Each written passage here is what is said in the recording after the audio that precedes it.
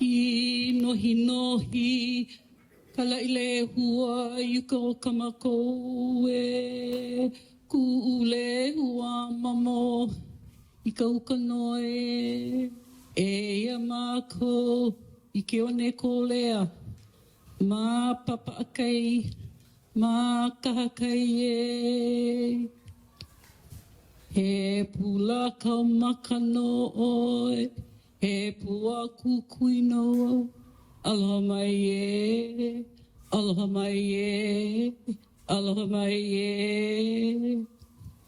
I just would like to thank everybody for coming. My name is Jan. I'm going to be helping to facilitate this discussions today. I just wanted to start off with Auntie opened up for us to clear the space, and I explained to the people that came, and thank you to Representative Poi Poi for helping out with this too.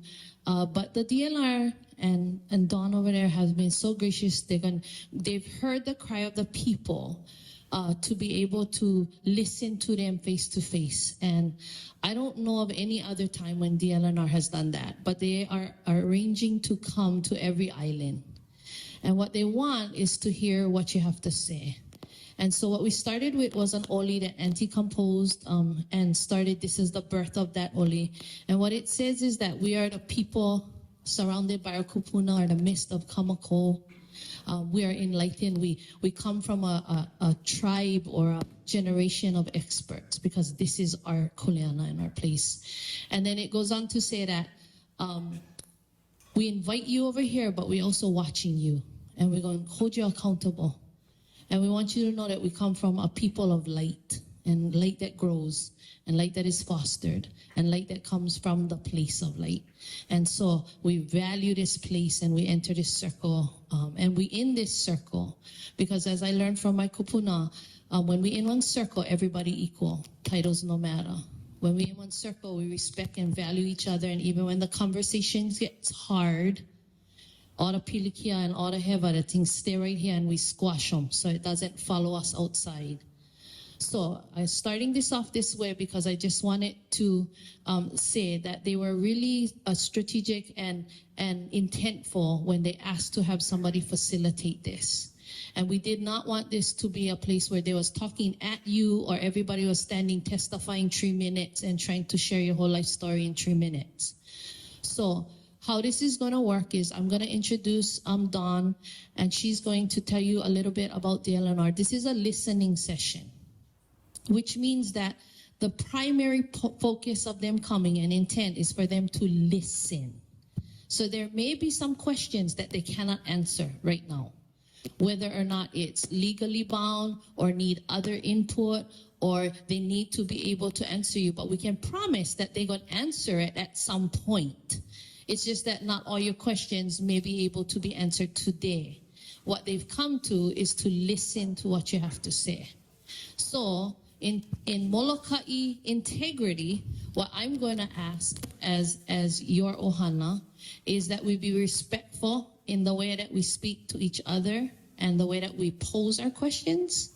Passion is good and fine, and they know that. Speak with your heart. We're not stifling anybody. But please speak with respect and integrity. Every person from this island, I don't know about DLNR and the people not from here, but I know my island. And our kupuna deserve us for speak with integrity as people that come from victory. The only time we're yelling and screaming is when we're lacking and we think that we come here and trying to fight one battle. Uncle will agree, we're not fighting anymore. We're already at one place of best advantage. And so what I can see in this meeting and what I just want to end with is we call ourselves, probably the state of Hawaii calls us the best Aloha Aina warriors. In the realm of government, DLNR is responsible for the kuleana and the stewardship of handling that government entity for the Aina. So we know me nothing as Kanaka without the Aina that we come from. So this collaboration, it's important. It's necessary and it's important. And at some point, if we cannot agree, then we change the laws and the policies and we elect people that help us do that. But this circle is not going to solve all, but it will start us to build a wonderful relationship if we allow it. Okay? So we'll start off with, let me introduce Is there the other microphone finished? Okay, I'm gonna sit over there then. Let me introduce to you guys. This is Dawn, and she can. I just want to say this. My first conversation with her was wonderful. Super down to earth and super knowledgeable and super. My connection was that she get one heart and she one tiger. Whether or not you agree with the decision she make is irrelevant, because get plenty decisions that we make that people cannot handle or swallow. The point is, are we working all towards the same goal? Yeah. And so I just want to welcome Dawn to our island and aloha her for coming. Aloha mai kako. As Ann said, Dawn, I've known many of you, Auntie. I've come to this island to facilitate many very challenging issues, but I've always found the Molokai people to be passionate warriors, but very respectful. So mahalo for the opportunity to be here. Especially on one Saturday morning, I'm looking across the street. I bet half of your mo'opunas over there running at the soccer field. So we're going to try to be very mindful of your time today.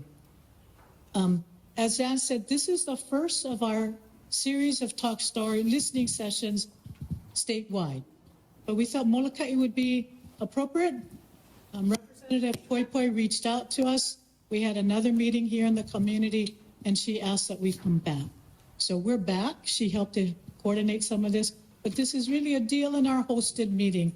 And you'll get to meet many of our DLNR administrators who are here. You know, what I realize is, as the DLNR chair, it's important for DLNR, and in particular the chairperson, to be present. We got to show up in the community. We cannot just decide issues on Oahu.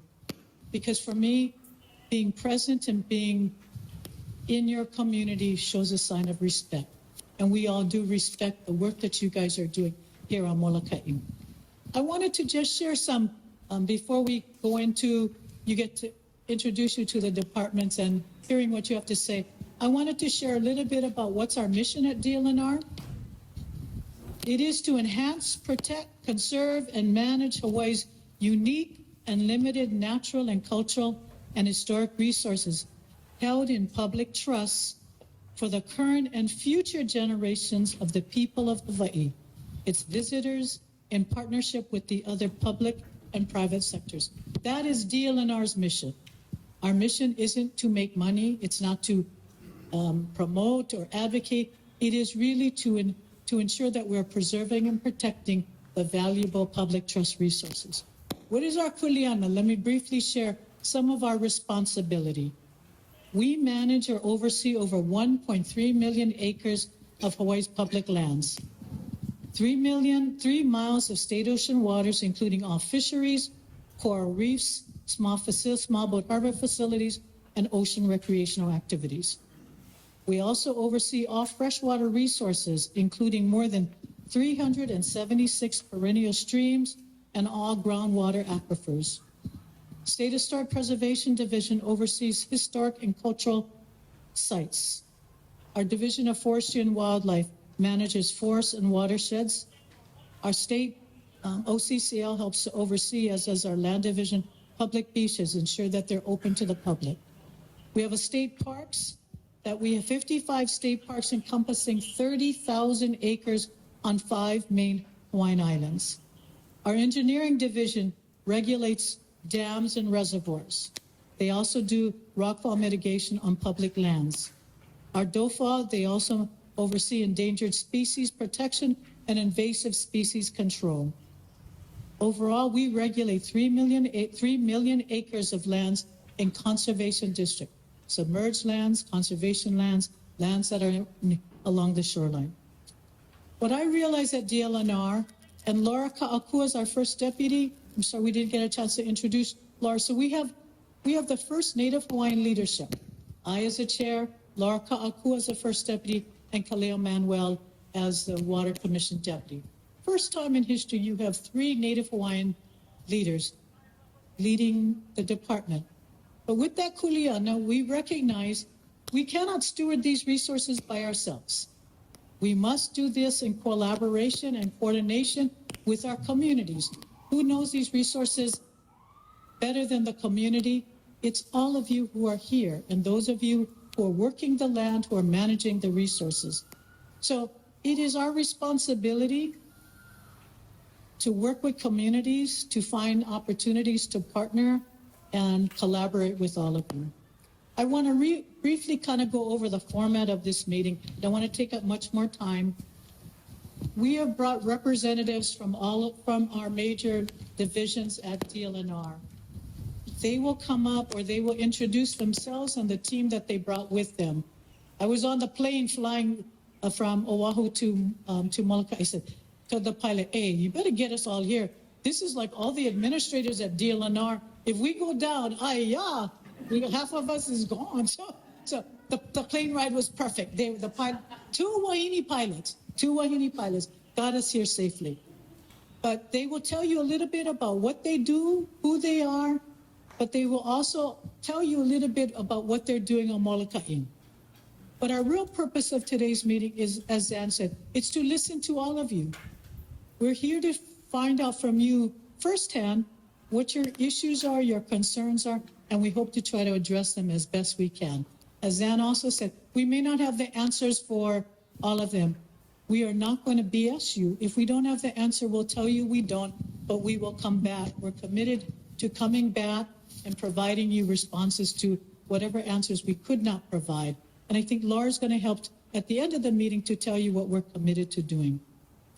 So again, our divisions will give you an overview of who they are, what they do, and then they'll describe what they're particularly doing on Molokai. And at that point, I'm now going to turn it over to Zan, if you can walk us through all of our different divisions. So mahalo again for the opportunity to be here, and thank you very much for being here. Mahalo, Don. Okay, so we get 11 divisions represented here today, and I'm just going to call them in order. From Dofao, we get David Smith, James Espanola, and Justin Lua Falemana. And you can take the mic, and you guys can just share. They're going to introduce themselves and tell you. Yeah, how's it? I'm David Smith. I'm with the Division of Forestry and Wildlife. I'm the administrator in Honolulu. I was born in the territory of Hawaii. I have been with the department for 35 years. I've been a natural area reserves manager, wildlife program manager, a branch manager for Oahu, and now I'm the administrator in Honolulu. So we manage approximately 1 million acres out of 4 million acres in the state. We have about a quarter of the state land holdings, and we manage forest reserves, natural area reserves, wildlife sanctuaries, public hunting areas.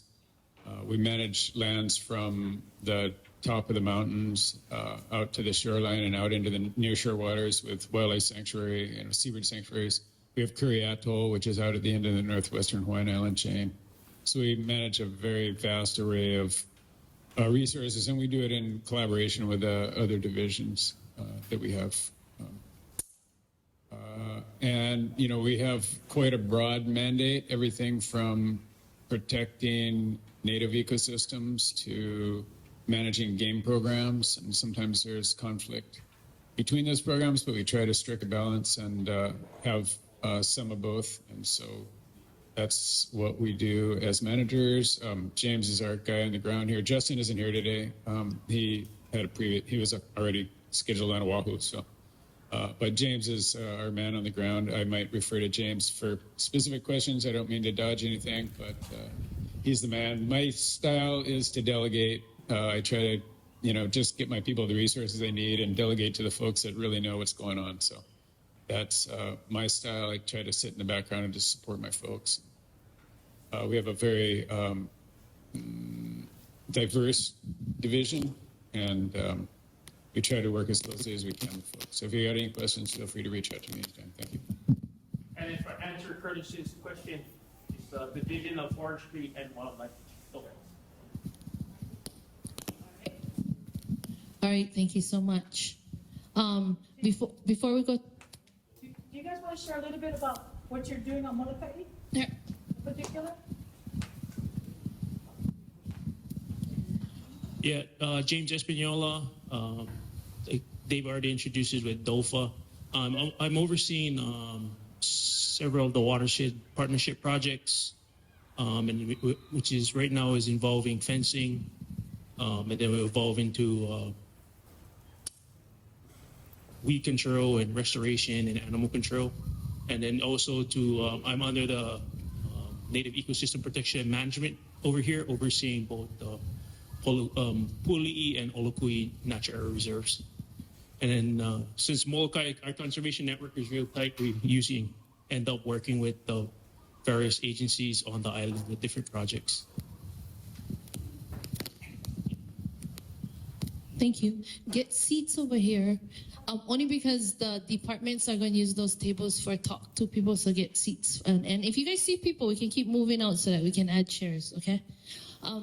I just wanted to say that to make this more organized and time efficient, if you guys hear, right now we're listening to them introduce, if you have a specific question from what you hear, write down the division that you have the question for so that when you're able to ask, we can make sure it goes directly to the division person, okay? The next is State Parks. This is Larry Pacheco. Hello. Hello, everybody. Good morning. My name is Larry Pacheco. I'm from the island of Maui. I was born and raised in Wailuku. I've been with DLNR for 29 years now. I started off as a conservation enforcement officer with the Division of Conservation and Resource Enforcement. I did that for 12 years. Then I moved over to Land Division. I did that for 10 years over there in Land. And now I'm with State Parks. So I've had an opportunity to work in each division, which has helped me a lot as I've moved forward. But currently on the island of Molokai, we have one park, one state park. On Maui, we have 8. We have 5 main parks and we have 3 waysides. But on Molokai, we have Palau, which is the state park above Kalaupapa, the lookout. What's going on over there? We're currently in the process of, we just did interviews to fill the park caretaker position. And I'm glad to say that we had 7 applicants, and they all were very, very well-rounded. I mean, coming from Molokai, my understanding is, they work construction, they do concrete, they do plumbing. Each applicant, like I said, were very, very well-rounded. Everybody did really well. So we're just going through the process now of background checks and stuff, and hopefully we're able to fill that position shortly, and we'll have a caretaker back at that park to help us with upkeep and maintenance.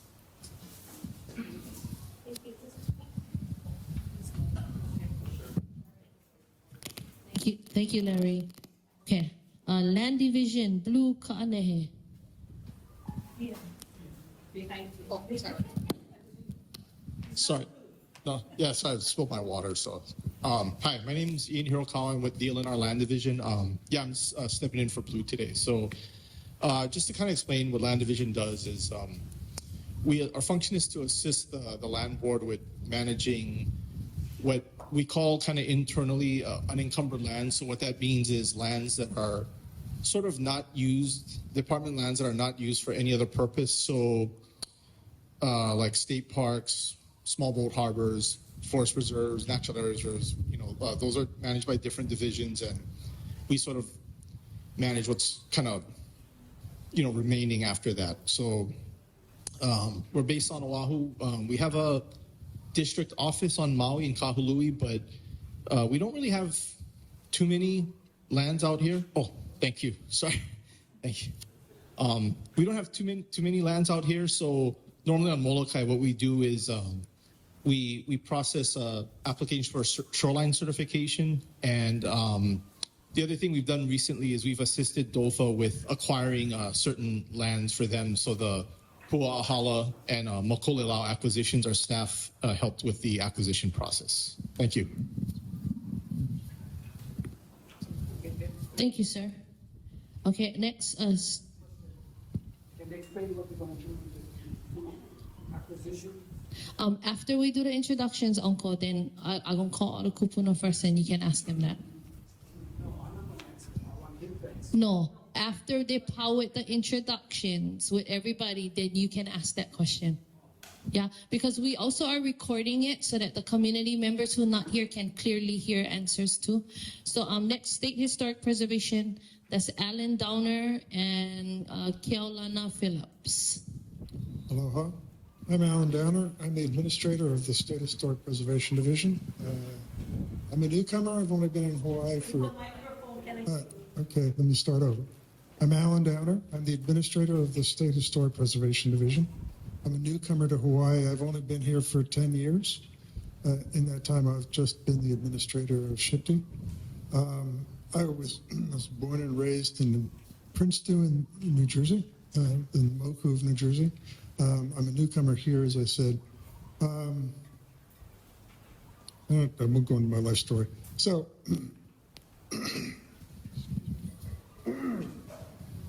my apologies.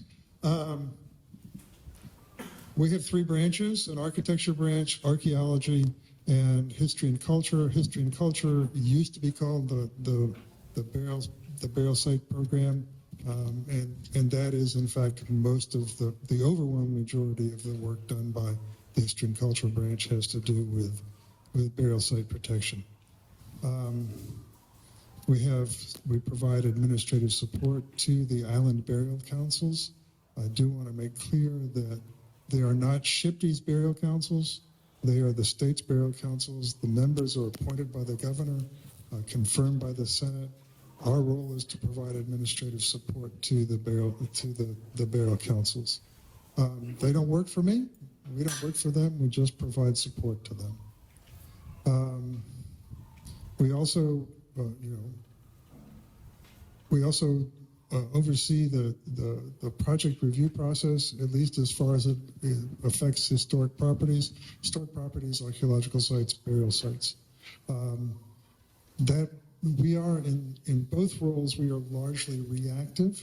That is to say, we only know about a project if a permitting agency, or county planning agency, or a state agency thinks that their project has a potential to affect historic properties. If they make that determination, they send it to us for review.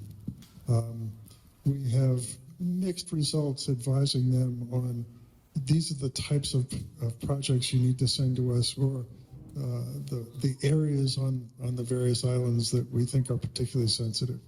Some counties are very proactive about that. Some just sort of do it on their own. And it's frankly that process is what engineers refer to as a black box. We see the input, we see the output. What goes on inside there in terms of making decisions is something that, we have no way of understanding. So we don't do very much. We just don't have the resources to do the proactive sorts of things that I would like to see us do. But that's the reality of working in government. So I'll let Kealana introduce himself. Thank you, Dr. Donner. Aloha, my name is Kealana Phillips. I'm the Maui County Burial Site Specialist. I'm working out of the Maui office. As a burial site specialist, as Dr. Donner mentioned, I'm in charge of coordinating and facilitating the burial councils. So the Maui Lanai Islands Burial Council, as well as the Molokai Burial Council. And another one of our main kuleana is I'm the point of contact for SHPD when inadvertent discoveries of human skeletal remains are found. In terms of active projects that SHPD is currently dealing with on Molokai, we really don't have very much right now. I know we're looking for one more council member, at least one more council member, so that we can have an active Molokai Burial Council. And I do believe we had recently two inadvertent discoveries that came to our office. So I will be working with council members, the community, DoCare, and MPD to an extent on trying to take care of the iwikupuna and what needs to do for determination and disposition. So, mahalo. Thank you. Hang on, just one last thing. In terms of the burial council members, if you know people or if you are interested, we would encourage you to apply to the governor's office. They have a website for boards and commissions. Sending him a letter or sending him an email or sending us a message that you're interested, that's great. But if you don't apply through the governor's process, they're not going to consider you, and would certainly encourage people to apply. Mahalo. Okay, thank you so much, sir. OCCL, Michael Kane.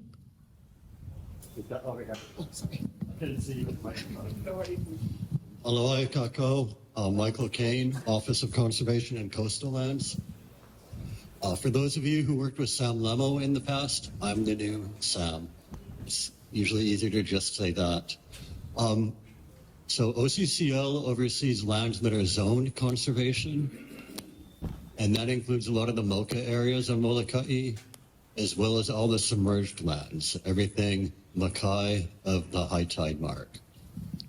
Any land use in the conservation district needs a permit. Those permits are processed through our office, but the actual permits go to our Board of Land and Natural Resources. So the applications come to us, we distribute them for public comment, we make a report to our board makes the decision. We're also in charge of enforcing potential unauthorized land uses in the conservation district. We don't often see that on Molokai, but occasionally we see what we consider unauthorized landscaping or shoreline construction. And those calls either come directly to our office, or quite often people call DLNR. DLNR calls us and we talk through it to determine if it's a violation we want to pursue. Our biggest intersection with Molokai is actually more positive. We have a streamlined local EA permitting program that looks at local EA systems, not just the pond, but the freshwater inputs. And we have a process now that we can combine a lot of state permits into one single permit. So if there are practitioners here, let's talk afterwards, because I have a lot of information for you. We also have a coastal lands program and a climate commission under us. And our coastal staff have reached out to Sustainable Molokai. I only know you guys by name, not by face, so I'd love to meet you afterwards if you're here, to see if there's any coastal restoration work we can help with, or any climate adaptation work we can help with.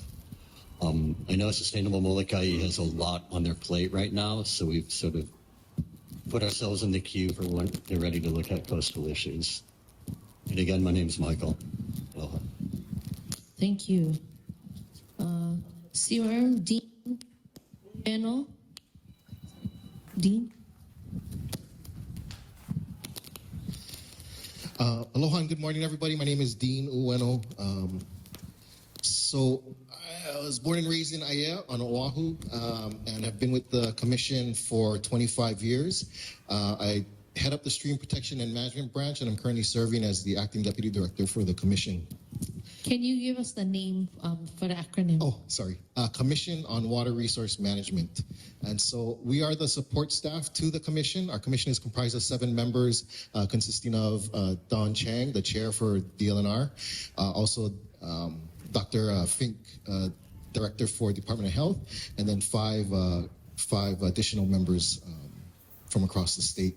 So we have statewide responsibilities. Our staff is about just over 20 staff members. And so we oversee the surface water, or excuse me, sorry, thinking about streams so much. So we oversee the water resources for the entire state, both ground and surface water.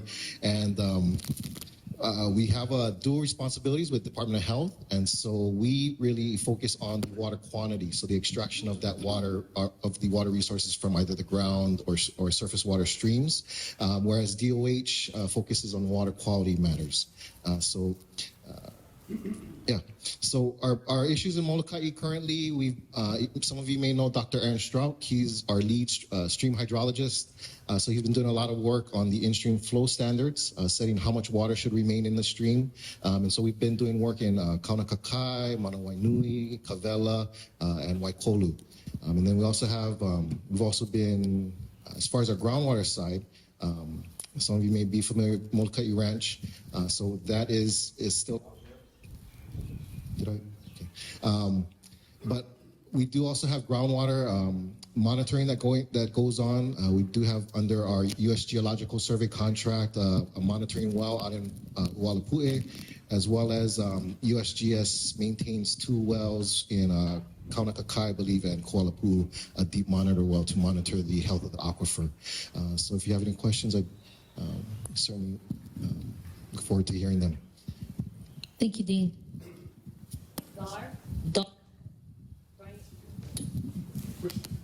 Brian, no, after Uncle, after. After we're going to. Excuse me. The reason why we need to say something, but we may forget. Understand? So when he's going around telling what you guys now, I may forget my question. Thank you. You can understand? The thing is important in this question. Okay. We almost introductions to. Okay, Brian Nelson, Luana Kiko, Christy Stone. Aloha, my kako, Brian Nielsen. I was born in Oregon, grew up there, I've been with Division of Aquatic Resources for about 13 years. So this is Division of Aquatic Resources, so we manage the living plants and animals that live in streams, estuaries, inquine pools, the ocean. We have projects where we monitor these organisms. We do restoration, education, outreach, regulations, and enhancement projects. I'm here today to listen to you folks to see how we can better support Molokai from our division, and hopefully this is the first of many more of these types of meetings. With that, I'll hand it over to Luna Kekoa to introduce himself.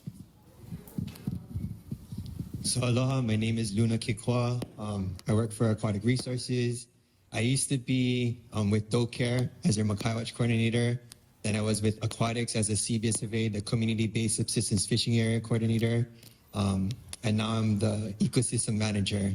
So before I was doing all this kind outreach, but now we have Christy, who is our boots on the ground. So I come over to support her in my manager role for be like, if this is what we got to do, how do we make it happen? So I can tag her because she's been doing a lot of this stuff. Okay, aloha, my everybody. So I'm Christy Wong Stone. I work for Division of Aquatic Resources. I used to be married to Kahana Stone, and I used to come over and learn how to rope with the Duruas. And so I used to be East End growing up, and then I married into Ho'olihua side. I work for Maui County Division of Aquatic Resources.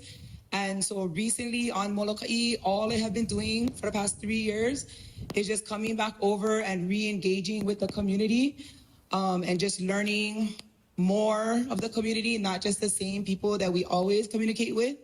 So I've been working with the Molokai Hunting Club. My daughter was living here for 3 years and was wrestling with Justin. So I've been working with the Molokai Hunting Club to get to know the community more and get to know more of the Mauka to Makai issues. And then recently I was able to connect with Sustainable Molokai. So that's another way I'm trying to go through, reconnecting with the community and learning more of situations, issues, and concerns. And I come over every month, the last week of the month. And that is to coordinate with the Hunting Club meeting and the service project. So I'm here every last week of the month, unless for other reasons I gotta come earlier for other events. So that's one thing to know. But the second thing right now that's happening on Molokai is I got approved for 2 positions on Molokai. So Aquatic Resources can be here because we do licensing, and Molokai doesn't have an office, and that's not fair because you either got to call, go online, or fly over. So we just got 2 technician positions approved, and right now we're hoping to hire Patricia Alvarez, who is Pete Alvarez's daughter. He used to work for the ferry, for all of us who remember the ferry. And so hopefully we'll get her, and we're still looking for another technician. So if any of you guys know anybody who wants to be a part of Aquatic Resources that is Molokai, please let me know because I want to keep the positions Molokai bound. So yeah, and if you have any concerns, I'm always here afterwards to vala'au, get your name, number, and I come back all the time. So I want to be able to meet all the time. Thanks, Christy. Okay. Dobar, Jerry Maines, Punahele. Hi, everyone. As you guys know, you guys may know me as Jerry was Flowers, but I changed my name a few years ago to Jerry Maines Punahele, which that's what you guys say, but it's Maines Punahele. I am the division of boating and ocean recreation, so we handle 3 miles radius of the island, the nautical miles of the waters. We do all the ocean events, marine ocean events, your titles, your vessel registrations, and all that. We are one of the fortunate islands where we're able to actually print your titles and your registrations here on the island. As our other counterparts, not everyone goes through actually the district office in Ma'alaya. So we fought hard to get a lot of the resources that would take 2 to 3 weeks for our main offices to provide. We fought hard to get it here on the island. So if I am the only agent in the office, so if anything does press and concern, the best way to get a hold of me is emailing, because I do have a state phone where I can reach out to the community. I've been trying hard to get a couple things. As you guys noticed, last year we were able to finally redo bathrooms, redo the building. We still have to do roofing and all that, so we're still working on improving our harbors. I've only been here going on 6 years now, so we still have a long haul more to go for the harbors, but we're trying our best to keep in mind with our punas and all that as well. My family history is, nobody knows this, but I was actually born in Georgia to 2 Hawaiian family. My mom is from Oahu, Nanakuli side. My dad is Ho'olehua, born and raised. So that is my ties here to the island, and we try our best to do and keep it within our island and take care. Right on, Jerry. Okay, Docare, Jason, Radula, and Brandon Joao.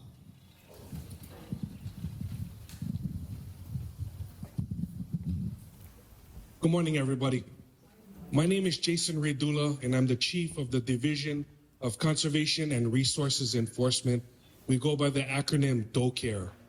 So if you don't know, DOCARE is the law enforcement arm of the Department of Land and Natural Resources.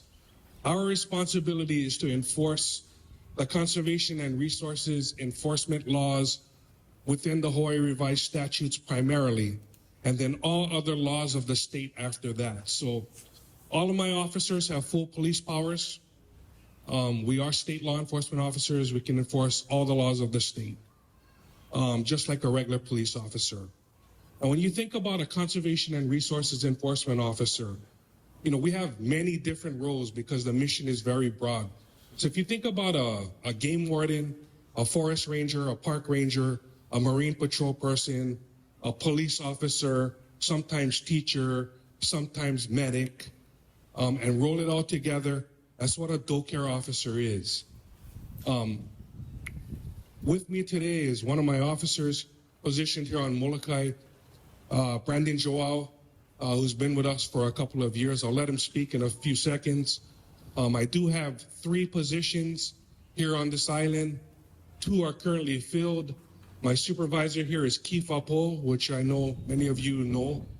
And then we have Brandon, and then we have 1 vacant position that we're looking to fill as soon as we can. I'll let Brandon chime in on what he does here on the island. Hello, stand up. Aloha, you guys know me, Brandon Joel, from Molokai, born and raised over here. Been working for DOCARE going on 7 years now. I just made 6 years. But, as born and raised from Molokai, the stuff we do when we grow as we kids, fishing, hunting, doing all this stuff. This is an opportunity where we can legally take care of our island and do them the right way, where we can help out our counterparts and our other divisions in making Molokai not just, the saying, I like leave Molokai how I remember was when I was a kid, but rather I like leave them better than what it once was. Something to think about.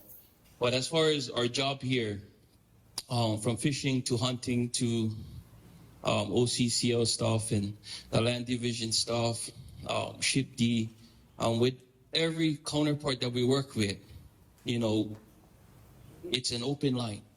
Yeah. And just like with the community, if you guys see me out there, hey, come talk story if you get a question. I have no problem. We're talking to people. That's a part portuguese, I'm on draw. I can talk forever. But if you come and talk to me, I have no problem with talking to you. You know, if you have a question, I have no problem with answering your question. If I don't know the answer to it, I'll tell you I don't know the answer to it. And I'll try my best to find the answer for it. But as far as being from Molokai and having this job here like the rest of our Ohana over here with the different divisions, for us it's on passion. Because this island is our home. This is where we're from. So we do them to the best that we can. And we do them with the intentions, not just, oh, I got to do them because it's said this way, but we do them with the intentions of, this is my island, this is my home. So we do them with that. So if anybody get any questions, feel free to ask me after. Thanks, Randy. Okay, then we have engineering. Laura. Okay, this is Laura, First Deputy, and she can talk about engineering and Bureau of Conveyance. Okay. Okay, I'll just fill in. Aloha, everyone. I'm Laura Ka'akua. Very grateful to be with DLNR as First Deputy. And maybe just my Molokai connection. My Ohana came from Maui and needed to seek refuge. And so we had Molokai Ohana take us in at the Pu'uhonua of Kolua'aha. And my kupuna married Kamakahi, and we stem from there. So we have a huge debt of gratitude to repay to Molokai for taking us in. And hopefully we can do some of that work through DLNR. And so I think I'm going to just share a little bit about two divisions that could not be here in person. The first is our engineering division. It's headed by Cardi Chang. He's the chief engineer for DLNR. And really, engineering supports many of our divisions. So if Dobor has a big renovation project, they can turn to engineering for support, or State Parks needs a bathroom, or DOFA has a big project that they want their support on. So they really are oftentimes in the background, but we're very grateful that we have that engineering expertise. And sometimes they help us to communicate. My husband is an engineer. And so sometimes they help us just communicate the technical requirements of engineering, and they try to keep our projects moving along quickly. And then another division that we have is the Bureau of Conveyances. And so Bureau of Conveyances includes both the what we call regular system, which many of our properties are registered in the regular system at the Bureau, as well as in land court. And so at our Kalenimoku building, that's where all of our documents are registered. Every time a property is purchased and conveyed, we have that. We also have historic records there, and a reference bureau that you can go in and do research in with staff to support you in that research. So those are two very important divisions that are often in the background a little bit more compared to with some of the divisions that are here today.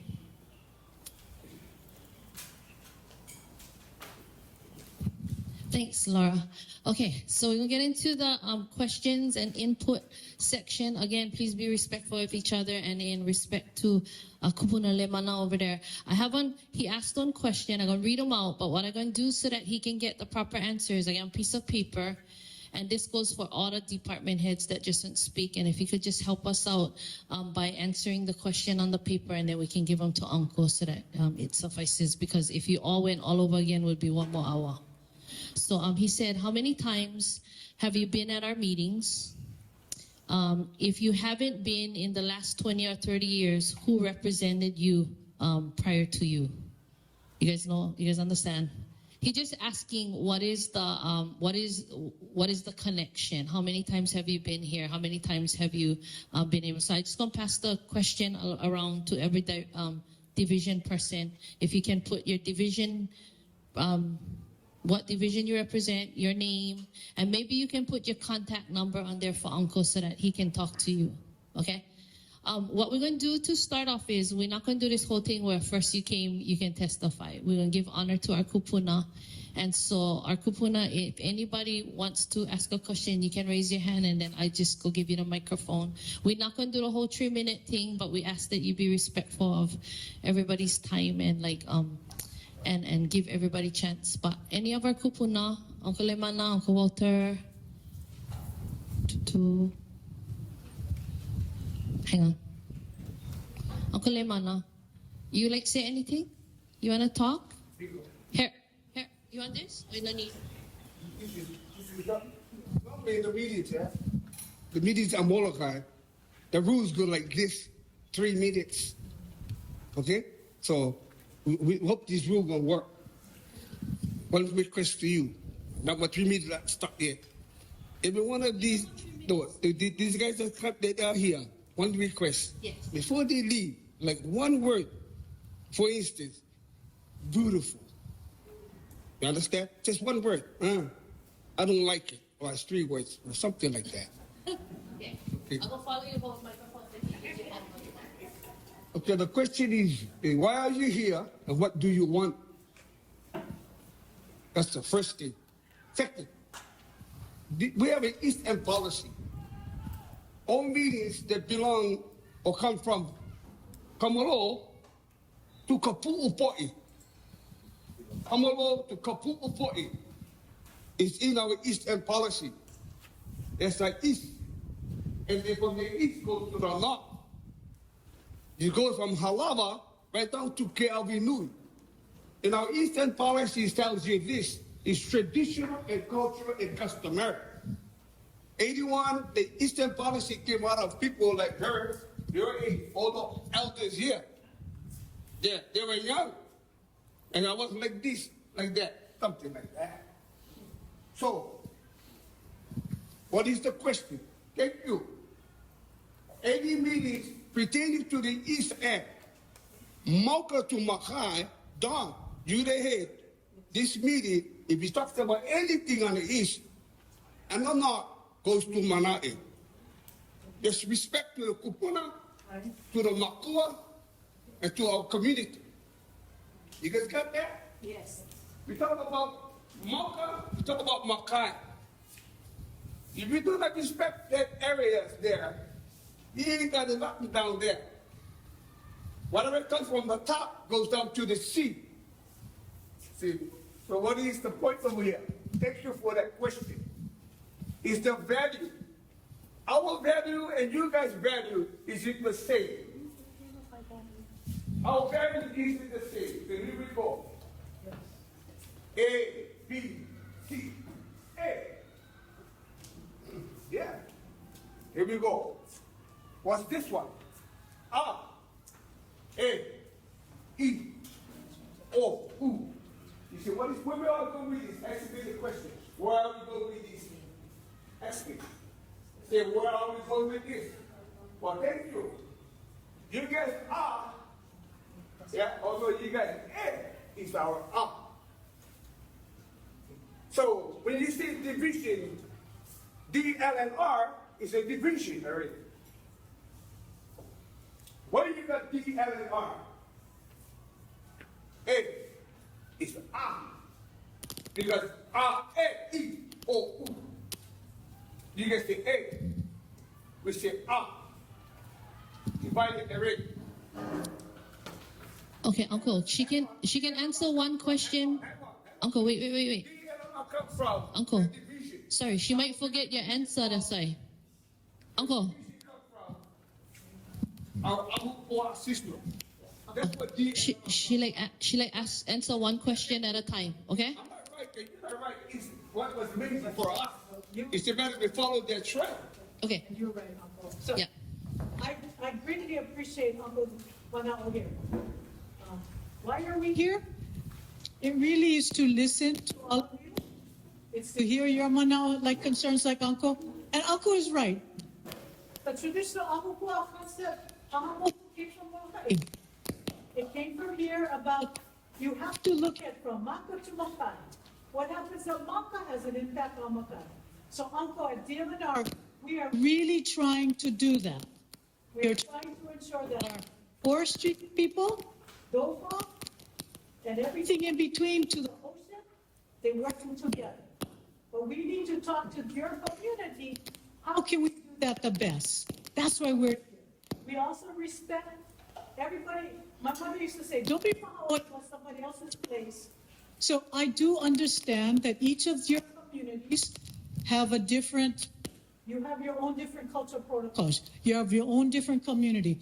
We intended no disrespect by coming here today.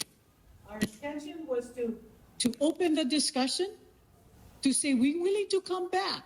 We're willing to come back and talk to those on the east end, on the west end, but we wanted to first introduce you to who our team is. Who's DLNR? What do we do? And as you have issues, our team is willing to come back. So we understand on Molokai, it's more important to be present. So now that you have a face to who we are, what we do, when you have issues, our staff will come back. But I'm also trying to empower our island staff, like James, like Jerry, like Christy. Those guys are on the ground here. Have them work with you. So that's why we're here, Uncle. No disrespect, but we agree with you on Ahupua'a. That's what we're trying to do at DLNR, is to adopt that land management process in how we manage our lands, working with the community. So mahalo for your good manao on that. Thank you. Thank you, Don. No, hang on, Uncle. Uncle, can you hang on, please? We're trying to. Because she never happy on the east end because I said it. In-law, hang on, because we like to clearly understand your question. So we're trying to take on one thing at a time, okay? So next question. My question. Okay, and just 20 seconds, and I'm done. In Halava, we're doing culture things in Halava. Our families and people are returning and rebuilding. Not only in Halava. From the east, coming right down the coastline, right down to Kabolo. The choppers are flying. Well, many women working the island, and they're doing the protocol.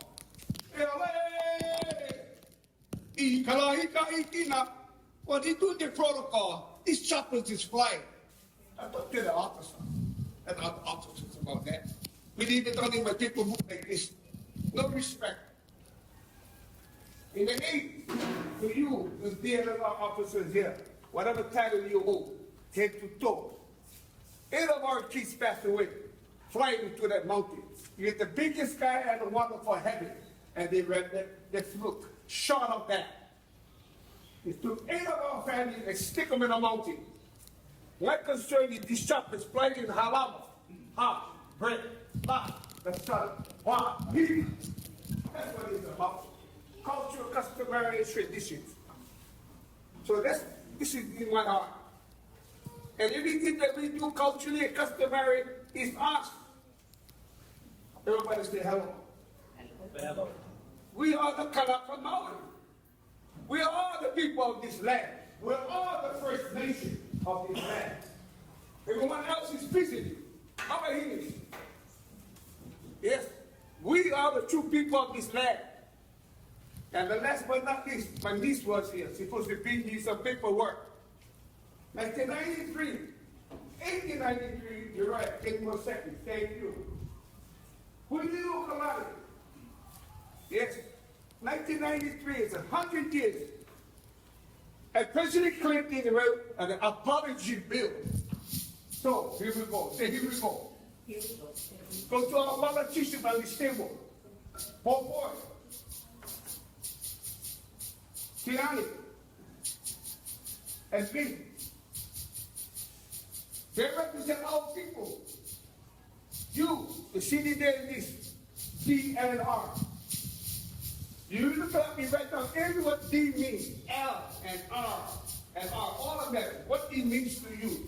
What is the interpretation? That's their interpretation. What is D? She's going to answer your question about the helicopters, and I just want to clarify, you mean the commercial helicopters that doing the tours inside the island? In the valley, they're flying right across the east coast. Okay, that's what we're going to clarify. So she's going to answer for you. Okay, so, am I on? Yeah, okay.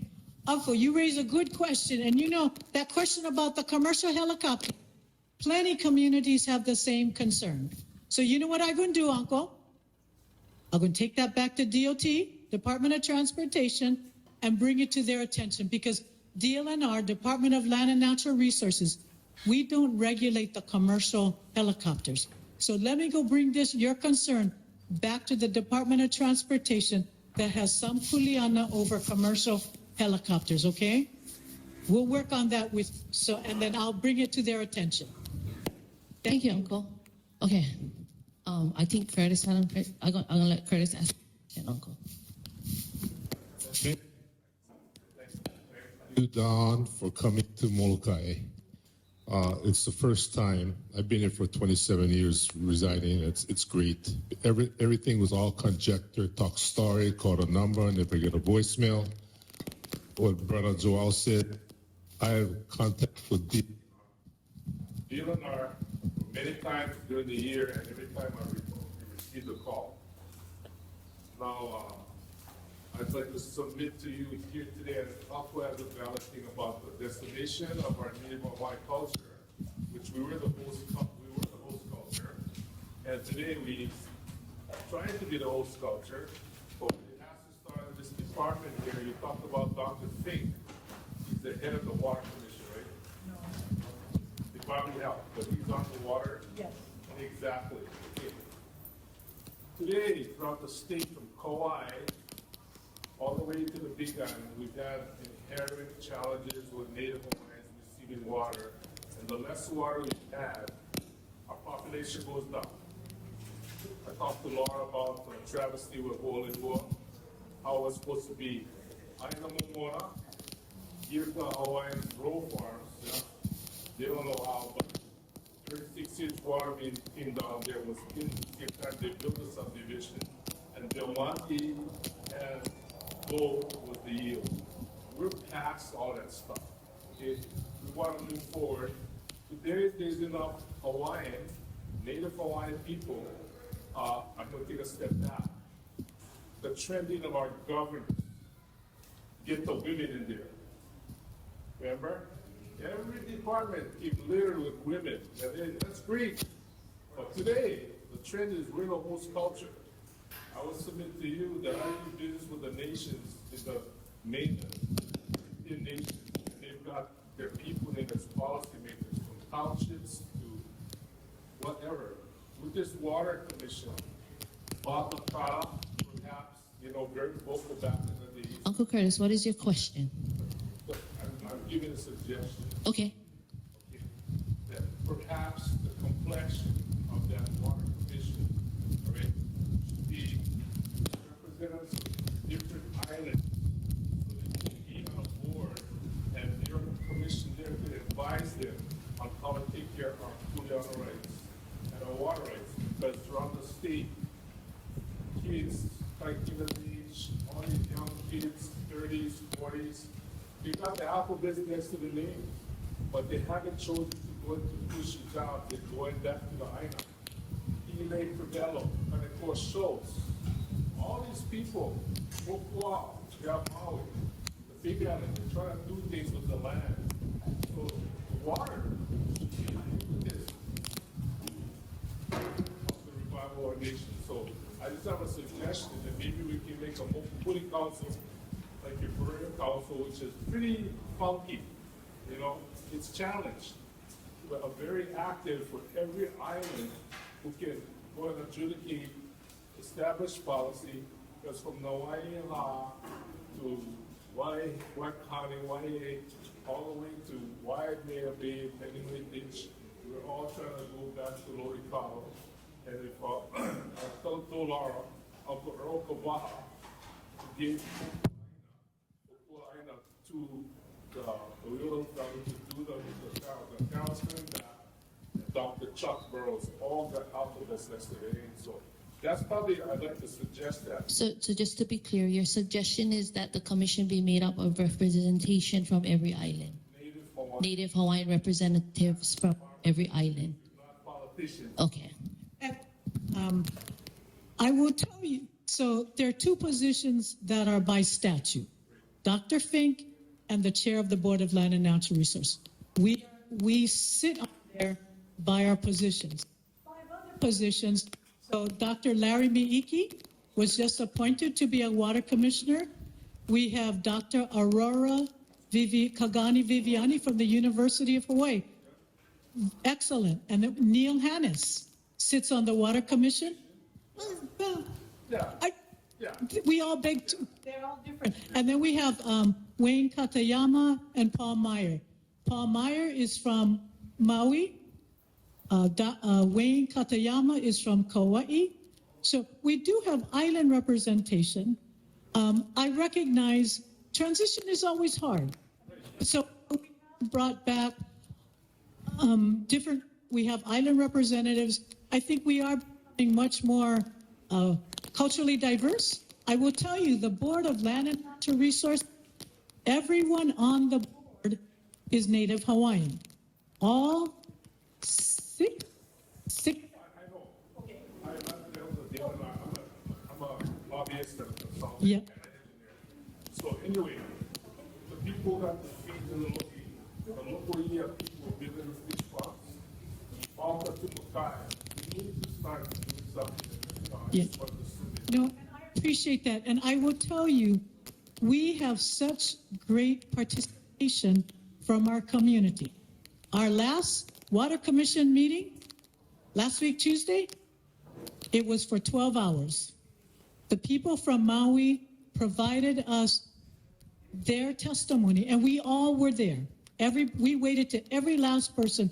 So I am trying to do more informational briefings so that the boards and commissions are provided information before we make decisions. When we go to Maui, Nabai Eha, and I'm assuming when we come to Molokai, we're going to hear from the Molokai community. So each community has their champions who come, and we try to create the safe space. Kaleo Manuel has done a great job of doing that. Kaleo has gone out into the community, brought back those voices to our commission meetings, and we will continue to honor that and to provide the space for that kind of conversation. The Borough Council is we need to start living with the water. So I would suggest that perhaps legislation, in that power. I'm not sure why our senator is not here, but it's a policy-making thing that's got to come, and I know how policy-making is. We've got to get our the people with their feet in the local. Anyway, we can invite the community, but until they hear and the needs of the people about the water, because he who controls the water controls the people. Today is also they who control the food control the people. Okay, so thank you. We understand that, and Don gonna take that back, and we'll hear about that. I also just want to say, just for the record, since it's been said, our community and our people are voting public. We can take initiative to start bills and resolutions too. I work in the legislative department for the county. Anyone can draft a bill or a legislation.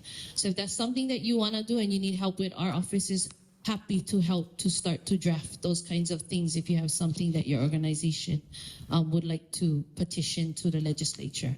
Uncle Walter.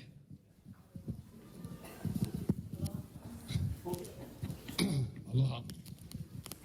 Congratulations for your new position. It's a difficult one, but what I wanted to get across today is that for Molokai, we have two economies.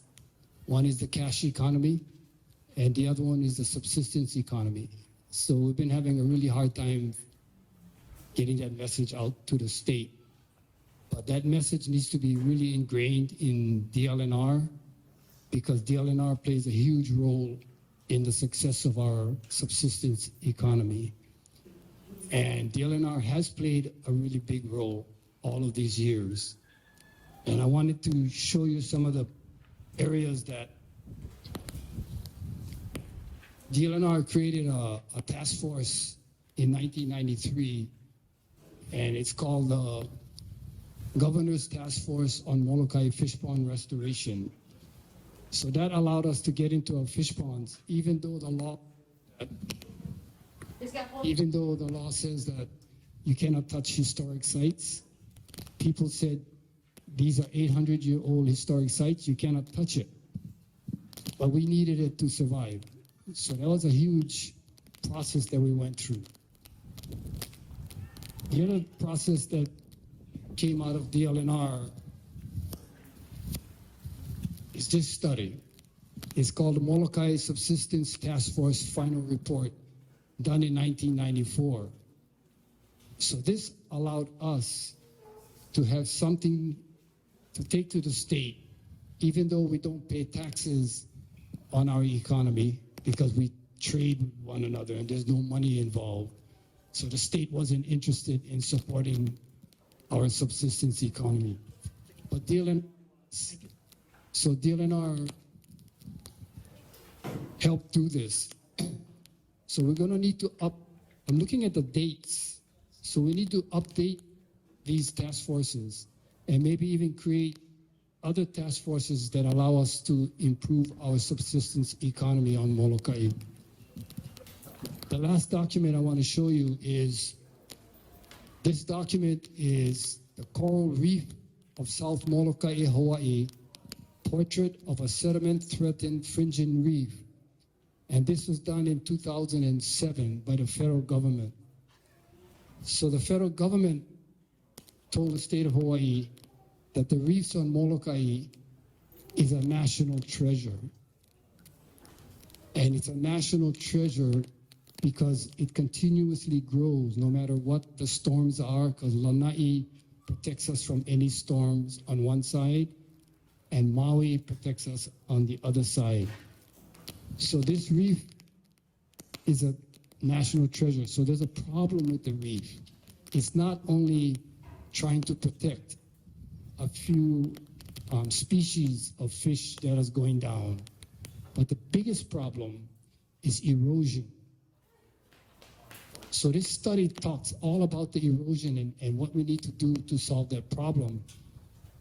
But nobody since 2001 has tried to tackle that problem. So now we're trying to tackle it. How do we stop the erosion that's killing our food basket on the reef? So we're trying to get the federal government funding, but we also need help from DLNR because they have some kuleana in making sure not only that our fish ponds are not full of mud, but that our reefs are not full of mud. So I wanted to get those things across to you while you're here. So, but really, thank you for bringing your whole gang, because it's important for all of them to hear what is important for us on Molokai. Thank you, Walter. I really appreciate that. I remember some of those studies that were done. That period of time, 90s, 94, we had a very favorable political environment. You had President Clinton, you had the first Native Hawaiian governor, John Waititi, a lot of Kaho'olawe came down, a lot of things happened. I want to assure you, the Department of Land and Natural Resources understands Molokai is different. You are a subsistence economy. You rely upon your resources for your sustenance. So we are trying as a department to be very cognizant of the whole Makamakai, Ahupu'a land management principles. We realize that fishermen aren't responsible for all the coral bleaching. That's the sedimentation that's coming up from Malta. So we are trying, our DOFA people are working aggressively. We're trying to address the erosion through fencing, keeping the watershed protected. So we are trying whatever we can do to be very deliberate about utilizing. Like I said, we regulate 1.3 million acres of land, but we get 1% of the budget, 1%, and then they just took away more money. So we are trying very hard to do what we can with what we've got. We've got really good federal partners, but I also recognize at the end of the day, it is the community that's going to help us really make a difference. So we're trying to work our departments, and I appreciate that that's why they're all here today, to hear what are your priorities so that our priorities become your priorities as well.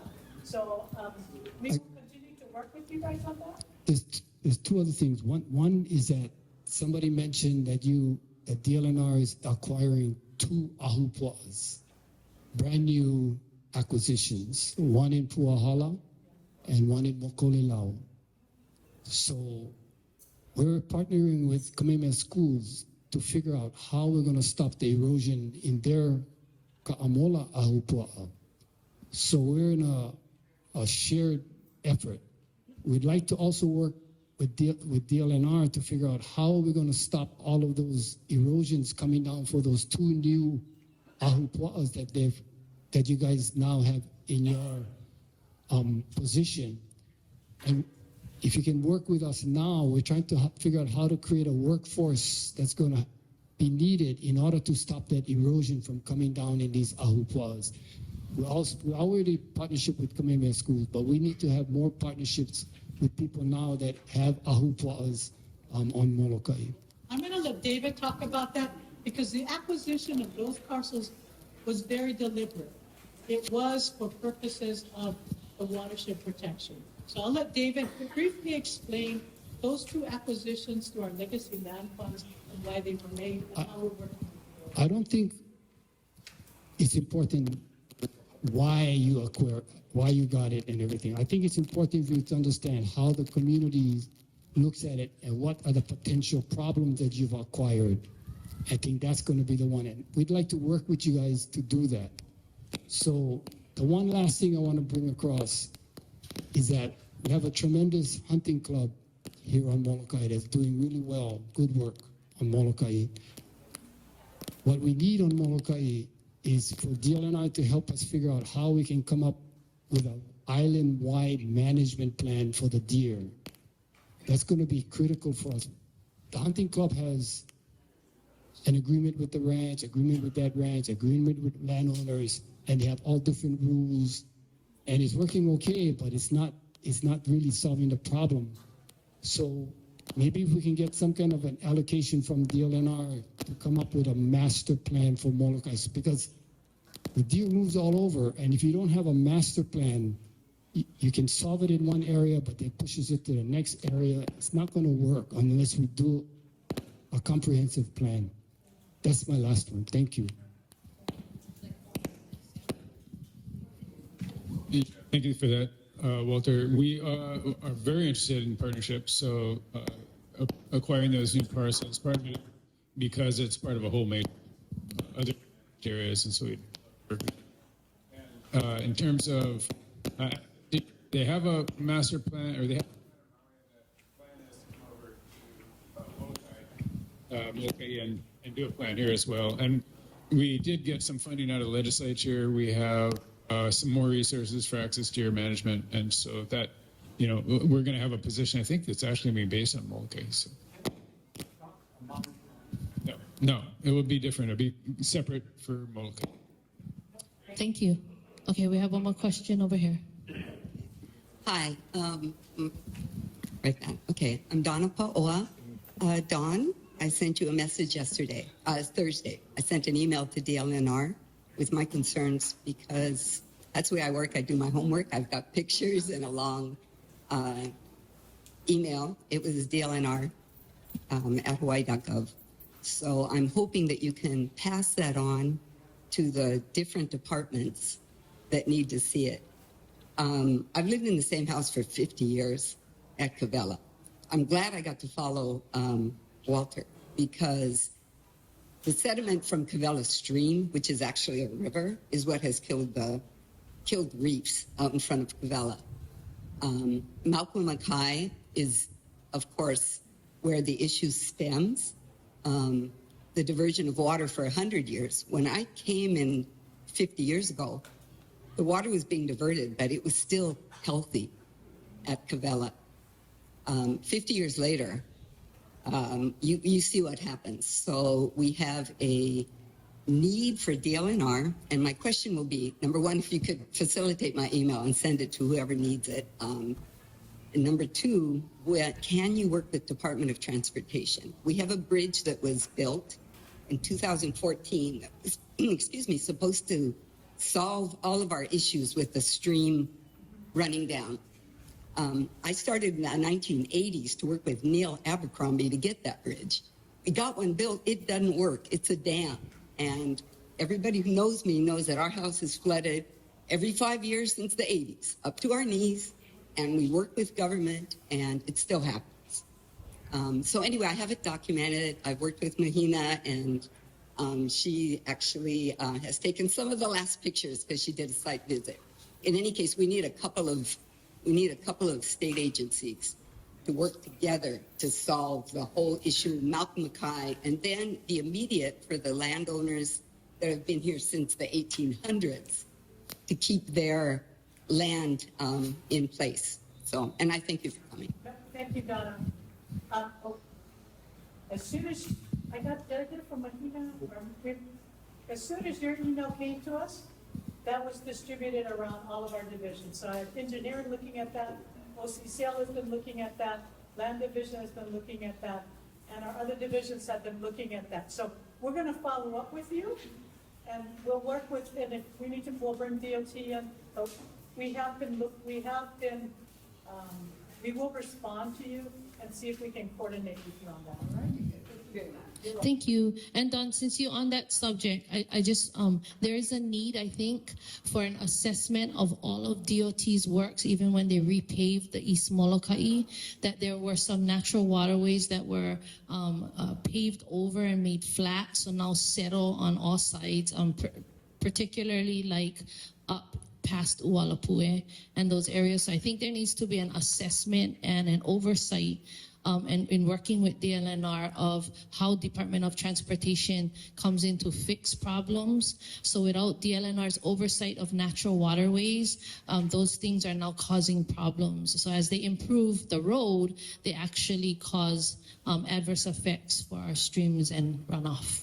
I'm going to talk to Ed Stiffen, the DOT director. I'm going to tell him we had such a great experience here with the community. You should come. Yes, you should. In the meantime, I will convey to him the community's concerns that when they're doing work, better coordination. But I will convey to Ed Stiffen, no, all kidding aside, that this is beneficial. I mean, Ed is a good guy. He's not afraid to do community meetings. So we will convey the message to him. Thank you. Okay. I had a couple more questions for Uncle Lemana that I asked to talk. If anybody in the circle wants to have a private conversation with one of the divisions, you can let us know, and the division representation will go talk if you guys don't want to talk in this forum. Okay, so just let us know and we'll do that. Anybody else have a question?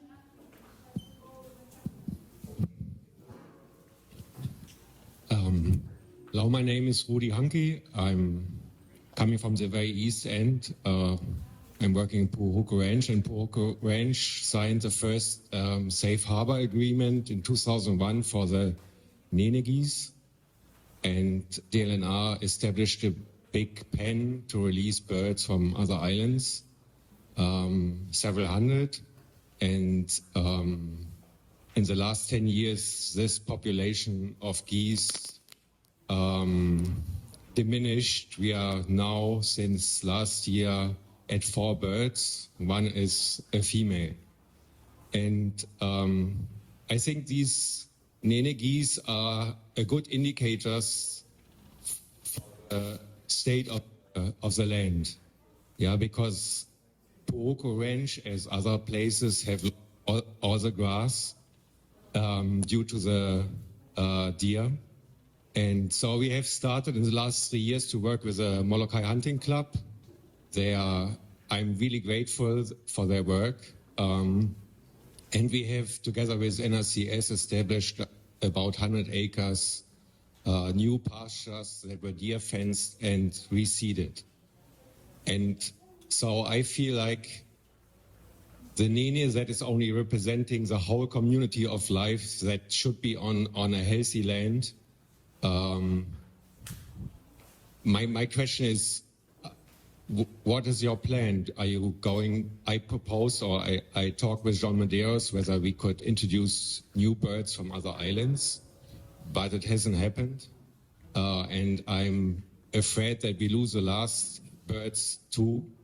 It's the first 15 months that we haven't lost any bird, but it's only a question of time until we have lost the last female. So are we terminating this project, or is there hope that this bird can survive on the island? Thank you. Yeah, David Smith with Division of Forestry and Wildlife. Yeah, we brought a number of birds from Kauai because they had so many birds over there, and one of the biggest problems I've had throughout my career is small mammal predators, and it's those cats, rats, mongooses, and whatnot. Those really give our native birds a hard time. So trying to manage, both the nene and the native water birds, native seabirds, it's really a ongoing battle. And I think we're not giving up on Molokai in terms of nene, but we don't want to. That was kind of a one-time deal when we moved all those birds off of Kauai, and so we'll see. We'll be working for sure on what we can do to, reestablish or establish and maintain a population. But we're having the same problem on a lot of our islands. And nene is essentially conservation management dependent. It doesn't, except on Kauai, where we don't currently have mongoose widely established. Every other island, they cannot survive without active management. And I don't know if James has any other input on that. Okay, thank you. And if you find the kind nene that deer, then we like that one first. Okay? Anybody else have questions?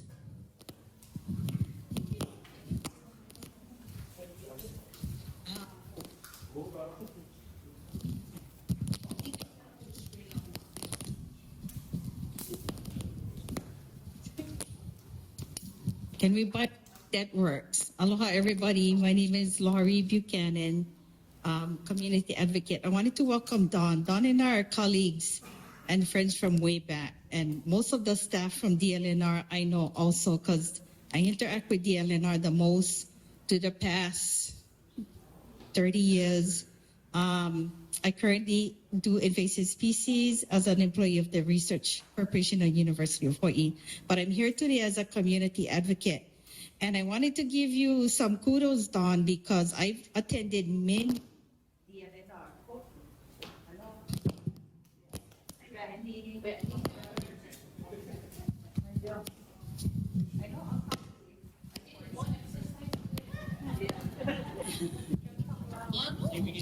good exercise.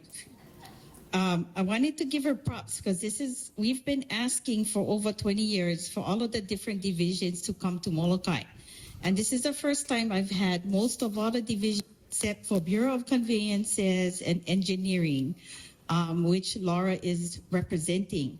So I wanted to really hurry up and quickly address all of this, starting with the people who are here, and then go back to the Honorable Chair Chang. Thank you again. And thank you, Laura, for coming as well. Dave Smith has been here several times because deer is a big issue on the island of Molokai, but also forestry and the lands in forestry. That it also includes the Bureau of Conveyances. But I wanted to also reinforce that in the end, what this community wants is to have a seat at the table, to be able to be included in the discussions of those management actions by the Department of Land and Natural Resources, no matter where they occur, either on Mauka to Makai, terrestrial or aquatic. And that is the big takeaway for me today. Dave and I are colleagues and longtime friends because I also served on the Game Commission under him, and I also served 8 years on the Legacy Lands Conservation Commission, which I'm very proud of getting money to purchase large land acquisitions throughout the state. And so deer and watershed fencing and aerial shooting is a big issue on Molokai for DOFA. And then Mr. Pacheco, we've emailed, I've never been in person, but I wanted to thank you for the last person that was a caretaker of the park who did an excellent job. But I did want also to have a seat at whatever planning you guys do, because I saw that in the past years, you guys have done things in the park that really make us scratch our head. And the most recent is the speed bumps, which nobody goes over. I'm sorry to tell you, a public meeting, but nobody goes over the speed bumps. They go around the speed bumps. And I noticed because I walk up there every single day. You also have an issue ongoing right now with probably a wild dog population taking down deer. And it's a concern because it's a public park. I don't know if the people of Molokai also don't know that DLNR manages the park, but the park is owned, the land is owned by the Department of Hawaiian Homelands. So beneficiaries, it's your park. So if you're burning rubber and busting up your park, then stupid you. And that's an issue too, I hope gonna be resolved when we find one caretaker. And thank you, Larry. And I also gave me a permit. I don't know if you know, if you over 50 people, you can get a permit to use the pavilion and the park. And that way nobody's still fighting, yeah? Like, oh, I gotta get there at 5 o'clock in the morning and sit there. So, thank you, Mr. Donner from State Historic Preservation Division. I've also worked closely with him, mostly through email. And this is a big issue for Molokai. And it also includes my good friend, Jason Redula, as well, who I worked with closely under Chair Ayla and many through the years. So every time somebody calls me, because this is going back to Chair Dawn, my suggestions for Molokai moving forward is to have a liaison person to troubleshoot and route concerns, to hold community sessions if it's DLNR related. So they can stop calling me. And this is an example. Yeah, they either calling me or they calling Zan. Historic preservation. Oh, Auntie Laurie, somebody grading and grubbing at the Ili Opai Heiau. Oh, what you gonna do? What we gonna do? So my go-to is DOCARE, because why? Historic preservation of historical sites. Pantabal, Kora County, as the county's Kuleana. So this is what we get on Molokai, and I want to resolve the issue of jurisdictional issues and Kuleana. Because I get keef on speed dial putting, yeah? Either I see something in a park, or I see somebody grading and grubbing, people calling me to report.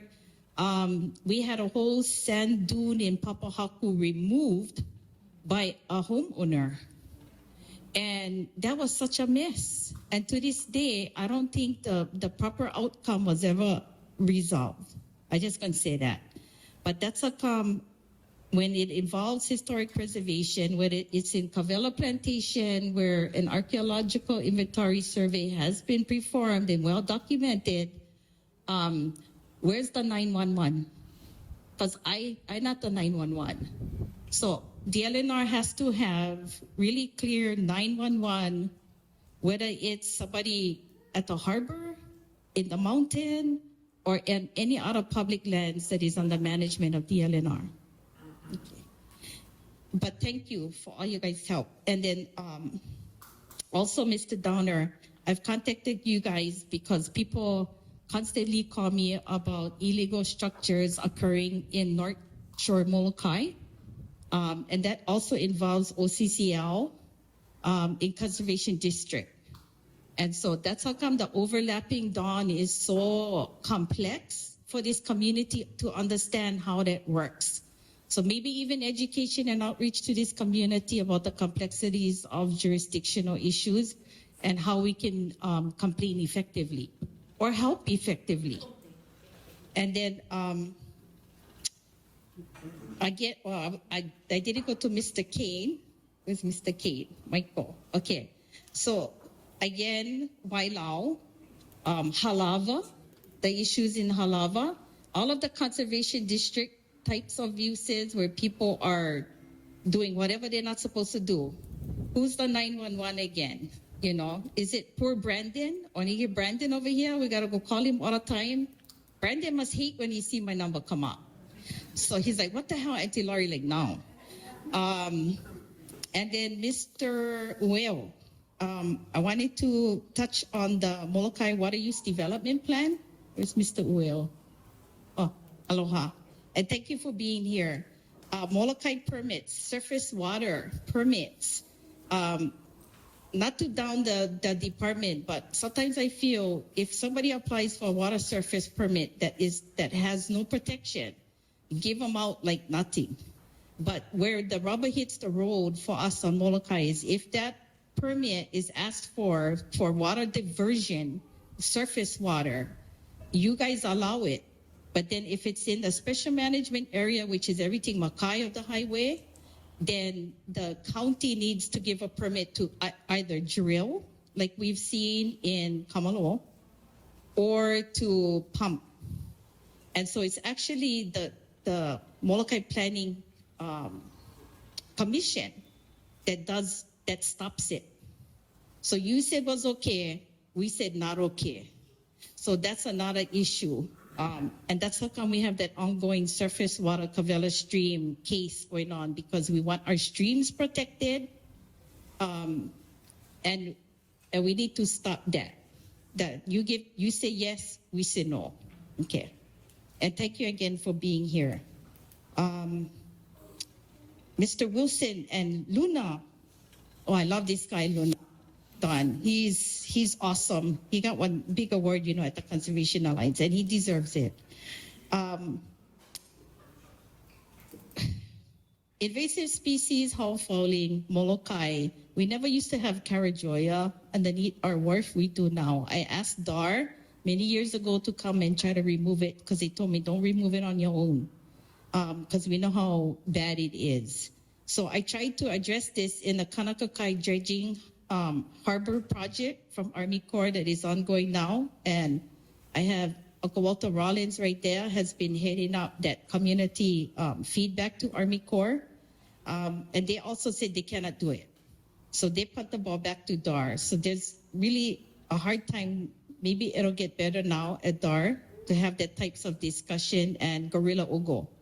Because doing the dredging, the same material, the same equipment is going between us and Maui. Maui currently does not have Gorilla Ogo. It doesn't have so. We requested the scientific data report for that to make sure that they're not transferring invasive species between islands and to try and help regulate that. And just so everybody knows, they're dumping it in the middle of the ocean between Molokai and Maui. Whatever they're dredging from Molokai is getting dumped between at an EPA approved site. And I don't know if I even think that's okay, but that's the way it's set up.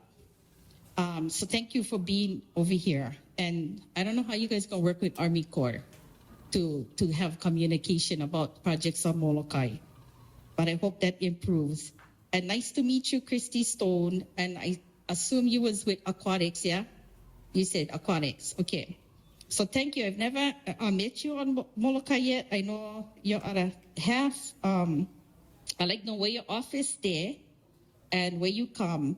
And I guess because I never see you and Pele at the Army Corps dredging stuff either for the harbor. So I wanted to invite you guys. Yeah, Uncle, we should invite them. And then Jerry, I wanted to thank you for responding to my emails.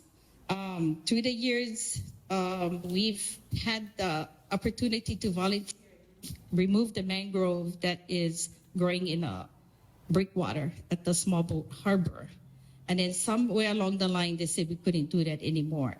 So poor Jerry, when you get him, I don't know how he would think he can go out there, cut mangrove, treat mangrove, so that wall no broke down, because I assume it's going to cost the state millions of dollars in repair efforts once that mangrove grow to where it's actually making the wall fall apart.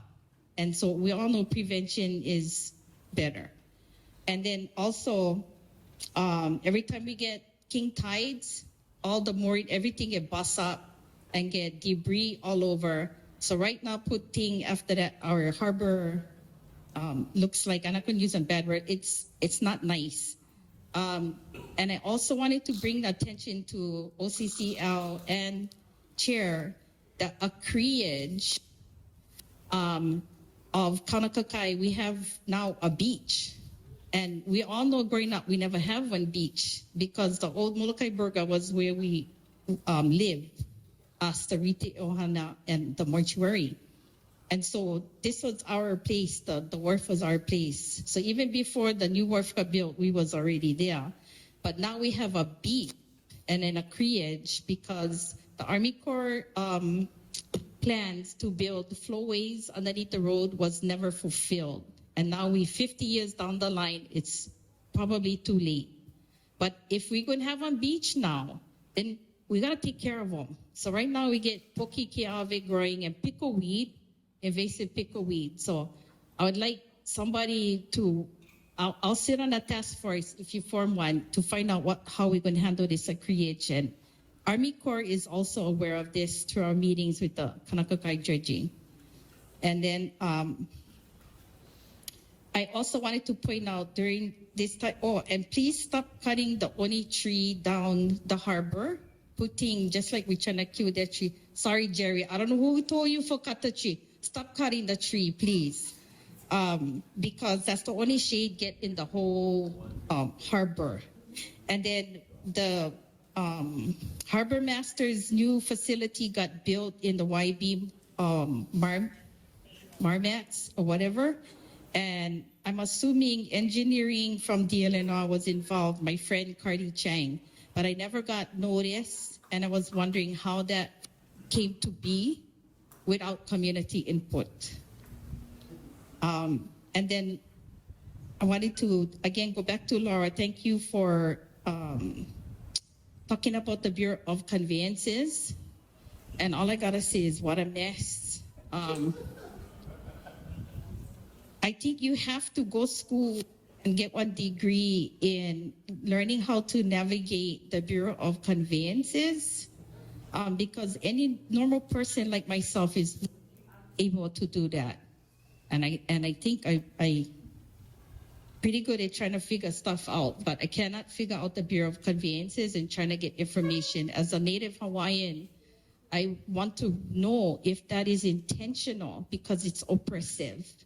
And it's oppressive because I cannot fight for land and to get the records of our PEPAs to see if we actually, there was actual conveyance that was legal of lands that we think we own. And we cannot do that unless we hire people and we know more money to do that.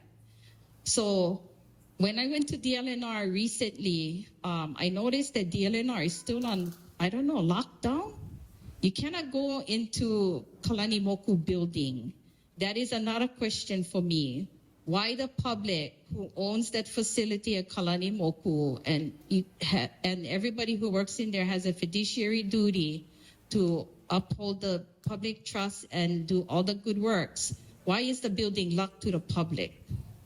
And I'm sure it's a security issue, but everybody else is open except for Kalanimoku building. And it's frustrating as a member of the public that I cannot have access. Okay, I know I went ask planning, but I figure get it over with instead of a point. Yeah, but again, I see it as really oppressive for us to not be able to get the information we need to take care of our ohana. So I saw, yeah, thank you. Yeah, just, I want a liaison to maybe. Okay, so major thing is liaison, but what I would like to do, unless you get something you want to answer specifically right now, is all the departments heard what Auntie Laurie like. If you could please answer her before you leave. And if the answer is I'm going to get back to you, please answer her. Because you do not want her to be after you. Okay? And then after Dawn speak, if you guys like, we can take a short 5-minute break, like just get up and stretch, and I know get plenty kupuna and get yourself something to eat because we get actually like 45 more minutes before we close. But I think everybody should stand up and stretch, and 5 minutes. Thank you, Laura. Sister always has more than enough questions for everybody. So, Kalani Moku building, let me just start off with this. Laura's taking down notes and she's going to take down all the questions. So I'm hoping we're capturing, but Laura, if you want to leave us your questions, it may help us better. So we ensure that we're answering your questions. Let me just answer a few. Kalani Moku, I tell you, if you guys are frustrated, imagine those of us who work in there. I mean, I cannot get access, and I got one fractured knee. So you got to call DAGS. You got to call the comptroller, and you got to tell the comptroller. But the comptroller's response is the building is not closed because the entrance is in the basement. But if you're on a wheelchair or if you're handicapped, you cannot enter. So we have been begging them to open up the building. When we have special events, we can open up the building, but it's not open every day, and it's not a security issue because he says the building is open downstairs. So I recommend you call the comptroller. We've told everybody call the comptroller. Do not be, our people here, Brandon, everybody, they're willing to take your questions. What happens is when a question gets funneled to somebody, they will send it over to their supervisor, who then sends it to the respective people. But we will try to develop an internal 911. So when a question comes, like when I got a question from Donna about the Cavella stream, we circulated that to all of the divisions. So I don't expect Laurie Buchanan to be the point of contact for your concerns about DLNR. Laurie can contact one of us. She can contact my office. We will distribute and try to get a response back. So I appreciate that Laurie has been sort of our 911, but I know she got plenty of other things to do on her plate. So don't be afraid to call Jerry or Brandon or James. They're the people on the ground, and they will get it to us. We're not expecting, but please give us some time. We need to make sure we're coordinating with everybody else. I do appreciate that one of the initiatives that we're trying to do at DLNR is to be more coordinated. So this listening session was really important.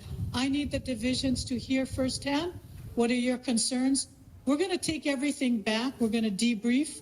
Our commitment to you is to respond to the questions that we've heard today, as well as respond to the questions that we receive and are not able to either answer or to get to. We're hoping to post those on our website, like an FAQ, questions, responses. So whether you attend the meeting or not, you can check our website and try to get the responses. So that's our commitment to keeping, we want to be transparent. Whatever you hear, that's why I appreciate Akaku is here too. But those who are not able to attend, we want to make sure they get all the same information. So I think, Laurie, if you leave your questions with us, we will try to respond to those. Our staff are available here to answer what they can. Otherwise, we will take them back and provide responses. Okay? Thank you. Okay, does anybody have to leave or before we send them to take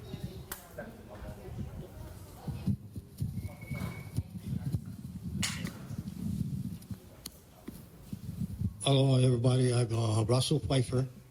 I come from Kamalo. I live in Kamalo now. I'm fortunate to caretake the Aina down there and raise my family.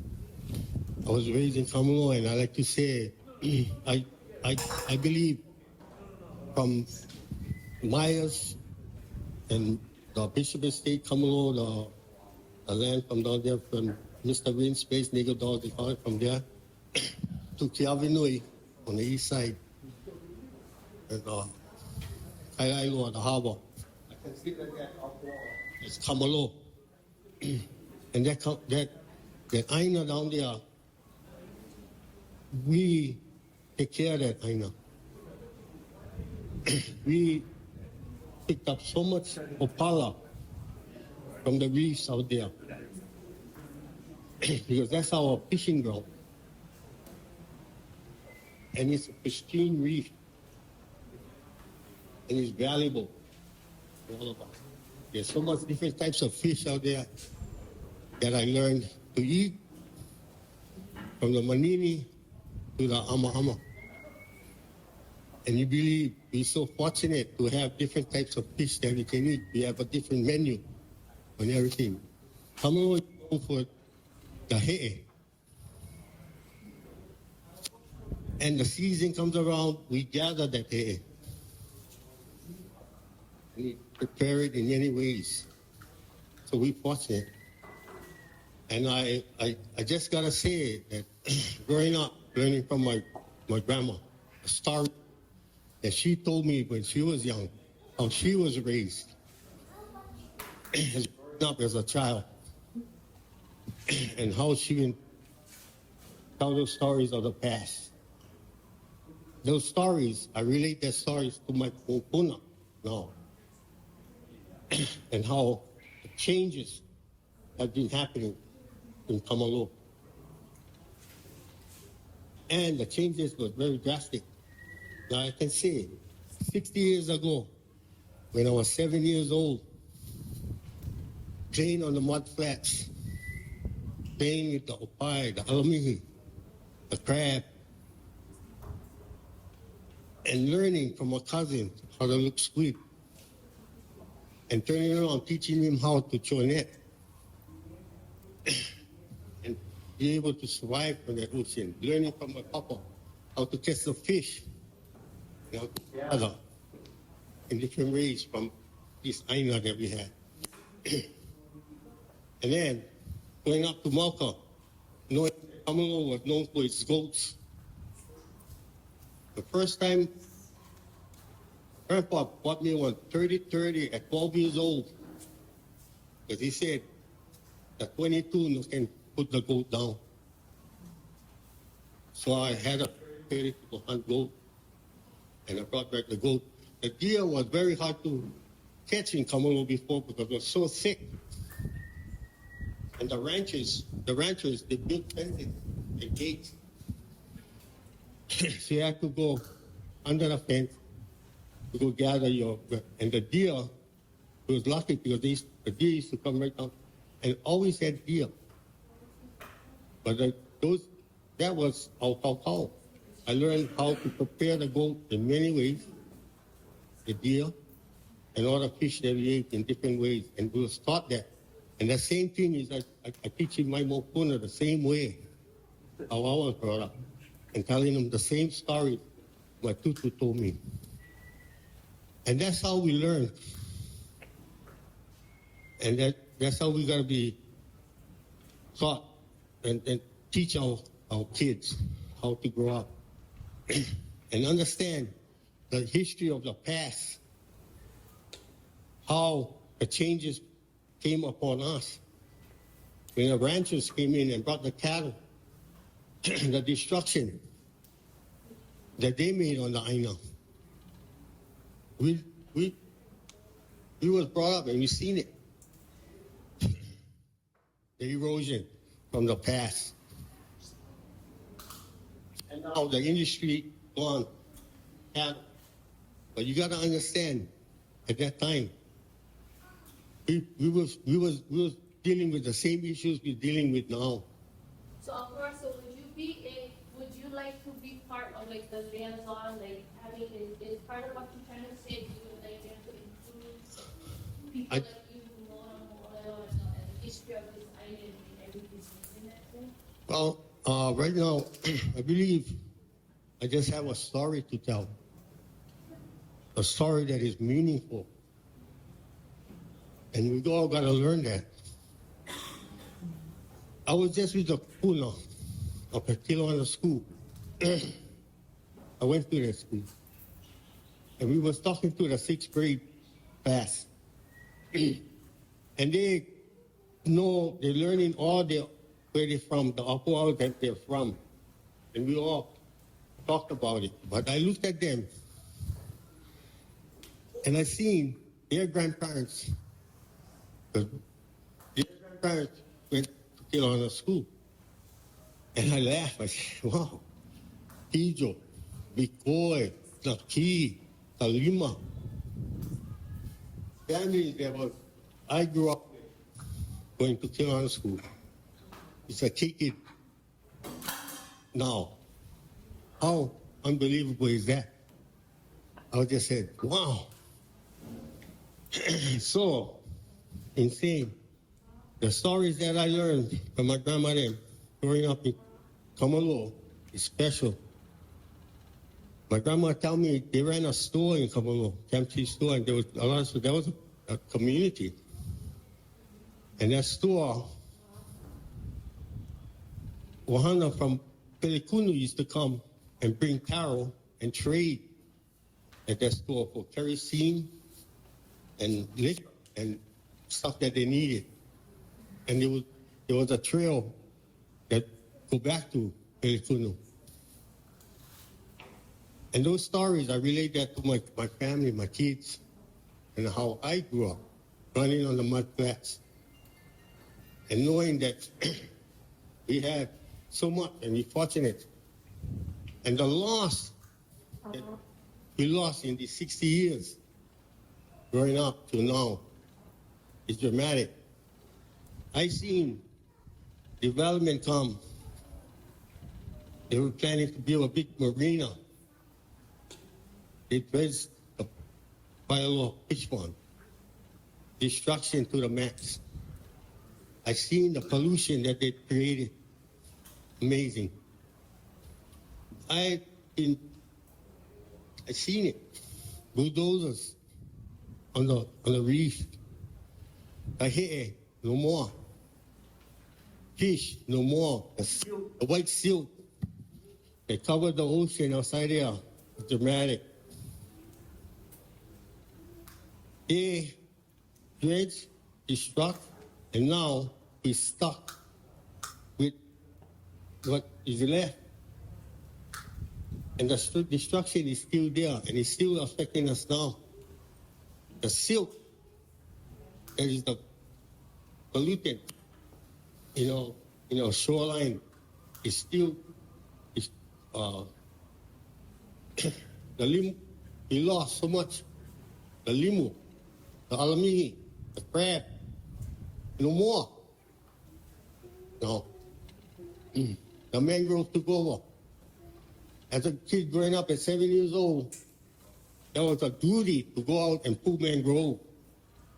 My grandpa said, you pull every time we go play on the mud flat, we have to pull every mangrove from Kabalo off to the fish pond, a pink fish pond, we call it. That's the one they dredged.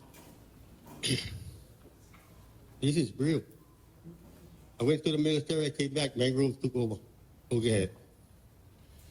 No more elele, no more alamihi. The crab, puhono, the halisium, no more.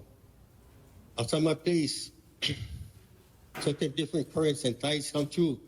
The elele come back. Then when different tide come through, the silt comes through. Make or elele. So we have a problem still going on. And the biggest problem we get is created from ourselves. And I just saying, pollution that we created, we're going to have to understand that we got to clean it up. And I just like relate this story because it's serious to me, and I feel myself as a protector too. And we should be all protectors of our land. And if we work together, we can resolve a lot of problems.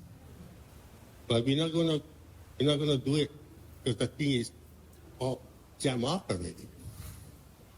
I wish everybody blessings and aloha. Aloha. I think I like adding that it's so hard for kupuna and for people who know these stories to be in this format and really express how they feel. So if I can help out a little bit and say that if the divisions ever come across a project or you're doing something, the Molokai people are offering ourselves to you. He offering that to you. You're dealing with stuff in Kamalo and in that area where it's passionate, or in Ho'olehua, or where Uncle Walter is, or where I guess I'm just pleading with you guys, like allow them the time to tell their stories, because in this format we have to cut them off so everybody can talk, but really those stories are super important and they're important to us. Hang on, wait, hang on. I just want to add to what Stan said. So I make a commitment at DLNR and the Water Commission. I place the burden on the applicant. They got to do community outreach. Before you come to the decision makers, whether it's CWORM or whether it's the Board of Land and Natural Resources, you better do your community outreach, genuine community outreach, not just checking off the box. You better do your kapa'akai analysis. What impacts does your project have to traditional and customary practices? That is our expectation as a regulator. We're not here to advocate one project over the other, but I do want to hear from the community, and I don't want to hear from the community afterwards. So to me, Kuleana is two ways, right? We are supposed to create the space for participation, but we also want community to participate. But I am committing to you that before the board, well, I'm trying my best. I'm trying my best. That before decisions are made before either the Water Commission or the Land Board, that we're hearing from the community first. So our staff know that before they come back. DAR they've done five sets of rules. I know some of them are controversial, but they got to go out to the community. Likewise, this community, you participate. So I am wanting to ensure to you, that we will hear you before. Uncle Walter Rollins, Ahamoku has been very, very active. So we want to hear from all of you, whatever organizations you represent. And if it's better that we create, more smaller talking groups, whatever you feel comfortable in, we will do that. I mean, we've got great people like Luna, like Christy, like Brandon and Jerry that's out here. Talk to them as they will convey to us the need that we need to do better outreach ourselves. So that's what I'm committing to you all here today. Yeah. Sorry that you say right below acquisition that you guys started. At Kamalo, we did have a meeting out there, out here regarding Kamalo. And I really appreciated all the stories that were shared. I know the struggle. So our DOFA, James, Justin, the hunting club, they're trying to work with the community to make sure that we're getting your input as they're looking at stewarding those lands. So we'll continue to work with you. Okay, so get plenty of people who get questions, so we're not going to take on break. How this going to work is if you got to stand up and stretch, just do it, okay? Just stand up, stretch, no make noise, go get your food. You're welcome to eat in a circle. And I'm going to going to be like this. I'm going to let Uncle Walter them talk first, and then Kel Mailani, and then, where she went? Malia left. No, Uncle Walter going first. Uncle Walter going first. Because he was waiting all this time from the beginning. So hang on one second. Okay, just so you guys know, I'm the boss of this circle. Okay? Kupuna not going to fight, but we were strategically trying to go that way because we've heard a lot about East Molokai. So what we wanted to do was give time to hear about West Molokai and what they're doing, not to be disrespectful, but because we gave plenty time for East Molokai and some of the stuff, we just wanted to be respectful to the other end of the island. So if you're going to be fast, then you can go, and then you give Uncle Bobby. I'm gonna let Uncle Walter talk, then Uncle Bobby can go after you. Okay? And they gave me all. So I just want to thank you folks for coming. That's big to have you guys here. But I also like to thank all of our people that did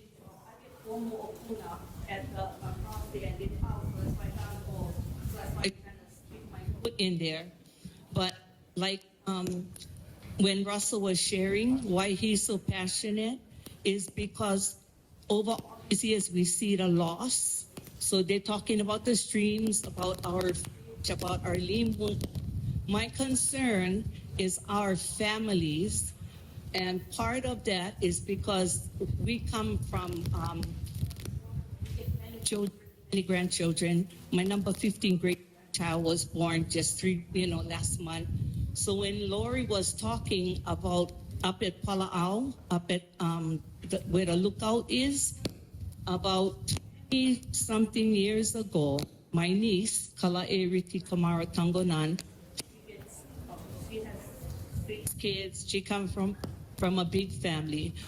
But whenever they would with their children, they would notice the graffiti and things on the walls. So they started even at the bakery. They would go in with their own time, their own energy, their own money buying the paints, and they would paint beauty over the graffiti so that their children wouldn't have to ask that word. So my niece has been doing that for over 20 years up at the Pala'au Lookout. I'm glad to meet you, Larry Pacheco. I only saw your name on the paper. And I just wanted to bring this up because this is a current thing happening, right? So for Father's Day, because the week before they unexpectedly lost their dad.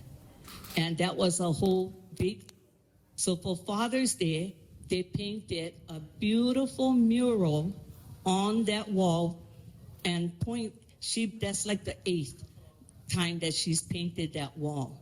But it's the first time that you guys came and painted it over with a doo-doo brown. Just cleaned it out, bam, like that. Just bam, it was gone. It was very shocking to them. So they mixed that up and they painted quicker. The first mural was called Ke'alaula, which means that's the time of the morning when you get up before dawn. And if you pay attention, you can see the path ahead. So the second one they came in on, because it was so shocking and they were going through a lot of during time, they painted 3 flowers, which was Kaulananapua, in the children. That mural got painted over with doo-doo brown in a matter of hours. When we tried to ask you guys, what is that about and how do we, educate, we're told, no, you cannot do that, and that you folks are responsible to have the public facilities look like the area that it's in. You guys wanted to just And you can ask them, what is your question and what you need them to do? Respect your mural. Well, I like them to know that even though they have the power, we have the expertise. Like Laurie said, they go up, they put the speed bumps. Nobody goes over the speed bumps. So I guess I'm asking because we're in court now. We went the first time, the judge would not let us represent ourselves because it's 30 days in jail and $1,000 fine. And so they made us go get one public defender. We went second time, and then the public defender did not, he had one wrong something, and so now we got to go back a third time.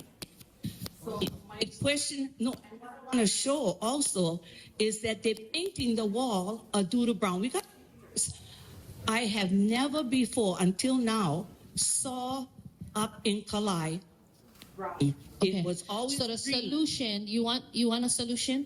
Do you want Yes. him? Okay. Yes. So, but what you're seeking for, one, is you don't want to be in court anymore, right?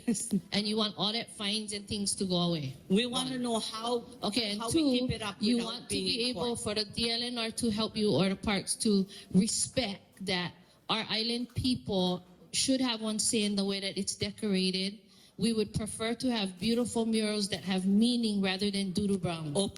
Shoots. Aggressive brown wall with invite, and the people that walk up there did welcome the beauty of it. So since Laurie brought up the speed bumps and you also brought up the speed tables, I'll address that first. So the roadway that goes through the park is a state highway. So in order to address the speeding vehicles that go through there, because people walk all the time, like you said, so we would get complaints that people are, in danger because cars are flying by, and there's kids riding bikes. So we were able to work with DOT highways, and they were able to install those speed bumps or speed tables for us. I was told that they cannot block the outer lanes because if somebody gets in an accident because they blocked it, then we would be liable. The state highways would be liable. So it's like when you build a wall, right? You build a wall around your house to prevent people from coming into your property.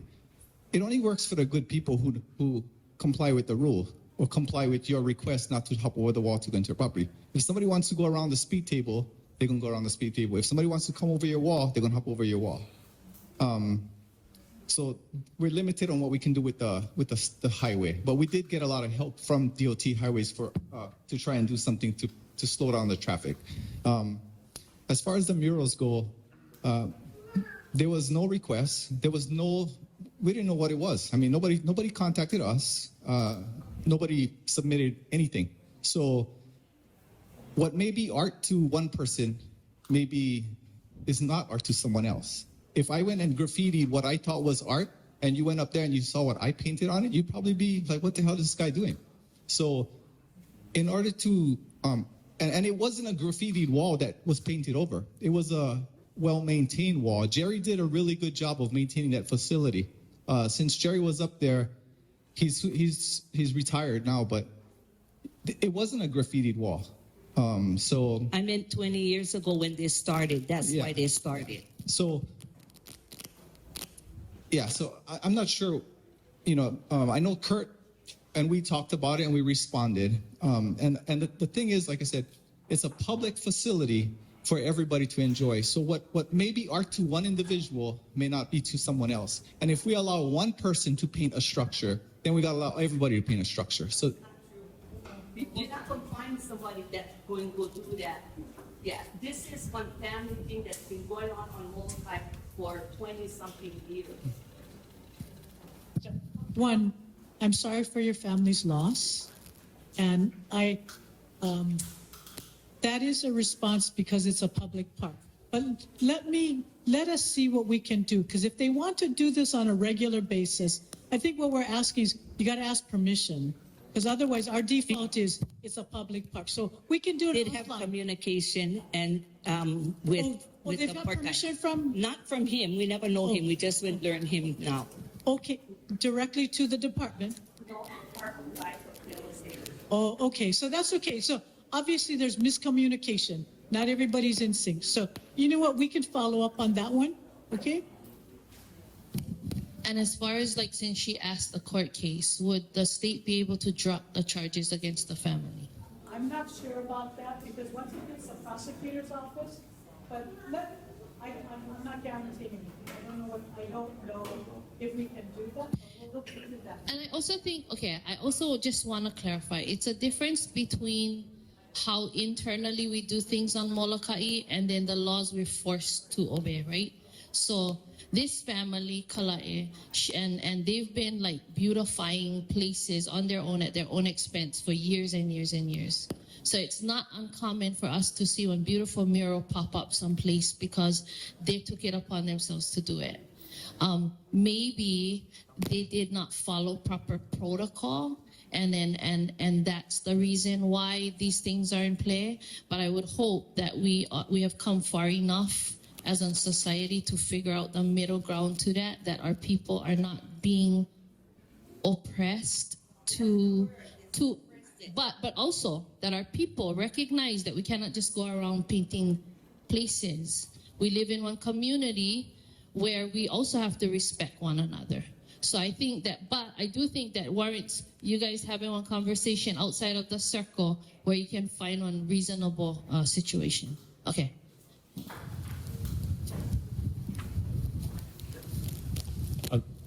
Aloha, everybody. Godfrey Akaka Jr. In fact, I'm going to say my whole name. So, Godfrey Kahikina Sanling Akaka Jr. And just by my name, you can kind of get an idea of who I am. I wasn't born here on Molokai, but I have ancestral ties to this place. And I'm married a Molokai family. I've been here over 30 years. I represent the Native Hawaiian Gathering Rights Association and get two things that I want to talk about and maybe concerns, and then also maybe I might have a question come up. First of all, I'm very grateful for this format. I don't remember ever being able to participate in something like this with DLNR. So I'm grateful, Dawn, and to all the departments for you guys coming over and giving up you guys time. I appreciate that. Mahina, thank you for helping to set this up. And I also grateful for my community. We might not always agree on things, but everybody's voice counts. Maybe some of the things was shared might not interest me, but it was important. It's important to my community. The thing that is important to us in the Native Hawaiian Gathering Rights Association, which is made up of a lot of our families, and now even statewide on other islands, but primarily I want specifically talk about things here. So hunting and fishing, that's the two things I like to talk about. And I'll talk about fishing first. So I want to be transparent with my community, you guys. I have been invited to participate in a fishers working group. What is the fishers working group? There's a representative from each island, from statewide, that meets once a month. And we also meet with Brian Nielsen and his team of DAR staff, and we have conversations. We talk stories. We talk stories about fishing regulations. We talk stories about goals and objectives. We don't work for the state. It's all volunteer. We don't get paid. We volunteer our time, and there's nothing that says that the DAR has to listen to us, but they're willing to sit down at the table and, sometimes I get a little bit animated in the meetings, but I'm grateful to have a seat at the table to share concerns. So the reason why I'm sharing that is because if anybody on Molokai has fishing concerns, please come talk story with me so that I can share that with the DAR staff also. Or if you just like go bypass me and go straight to them, that's up to you. That's fine. So one of our main objectives for Native Hawaiian Gathering Rights is sustainability. That's the whole core of us making decisions, whether it's hunting or fishing. So if a species is sustainable, or in other words, what we're trying to do is we're trying to prevent overregulation. The last conversation that we had with DAR and DLNR was that the book of rules and regulations for fishing is so big that the next generation is not being able to fish already. They're not even interested in going fishing. So the wiping out of our culture, that is a major concern for us, okay? So we're not opposing rules and regulations, but we're opposing rules and regulations just for try to eliminate or compete because of competition. We're like try to ice these guys out. We're gonna make these rules so we can stop these guys. We're gonna make these rules because our family don't follow this. If it's sustainable, there's no reason to make the rule. And then furthermore, we are trying to help identify what is the impacts, because there are other impacts. And right now it seems like the fisherman is a low-hanging fruit to just, if you see one problem, no more fish over here. Okay, we're gonna regulate the fishing. But then what happened? Had one tourism company now stay coming inside this coastline. That's why the fish not coming in. Or maybe the runoff coming from the Mauka. That's why the fish, get changes, changes in the season, etc. So these are the things that we are trying to identify, and I'm going to even put this on record, not to put on dark cloud over the seal, which is another one that we addressed, the monk seal. I don't know if DLNR, you guys had this report, but I had a friend who has a friend in the Coast Guard. The seals was eating bodies over there when they went for recover, 5 seals, and they was trying to chase them off. I wish the guys would shoot them, but I just putting that on record. Sorry, side note. So what is our goals and objectives? We're trying to work with DLNR on those things, coming from the ground roots up. So that's the fishing side. On the hunting side, Uncle Walter really brought up something important. Okay? Our concern is our resource, the deer. Okay? Because like when witnessed during the tragedy in Lahaina, what went help sustain was deer meat, not birds. So the dilemma that we face is if get millions of dollars coming down and the guys who giving the money is saying this money is for fence and birds. That's the dilemma we stay coming into. But the problem is we concern is our resource, the deer. So right now, from what I understand, Lanai get one major dump in deer population. That's one concern. So you know what I mean? So as far as what I'm trying to get at is the game management plan that Uncle Walter really brought up. We support that, and we would like to participate. Uncle Walter, we got to work together on that game management plan island-wide, because that's what we're talking about is pasture management. Is it? We need the game. You cannot put fence, and right now, currently, all the fencing that is taking place, the rule that is set right now is everything that is fenced off is going to get eradicated. Everything in that fence is eradicated. So now what happened? All of this invasive grass grows, and you get one brush fire, yeah, can wipe out one community, but the brush fire also going to create erosion again. So management of the animals is what we support, management of the game. So fencing is not the answer. For us, that's what we identify. That's the challenge that we have. That's our concern. So I'm hoping that we can continue this conversation and not just, okay, thank you very much, and then go back and go just start fencing and eradicating. Thank you, everybody. I mean, Molokai is, even though I wasn't born here, Molokai is my island. I love my community. I love my families. Mahalo. Hi, my name is Walter Rollins. I've been talking with Dawn at her committee from before, and I told Dawn, Molokai is unique. We love our island, we cherish our island, and we cherish everything that's on it. You know, when we get things coming in, like helicopters coming in to destroy our animals that we leave on, we are disagree on that. When you put fencing to stop animals from going back to their habitat, what happened? They end up on the highways, people are banging them. Now, who pays for the repairs? I'd like to know who pays for the repairs on those vehicles that is getting damaged on the highways from the deers.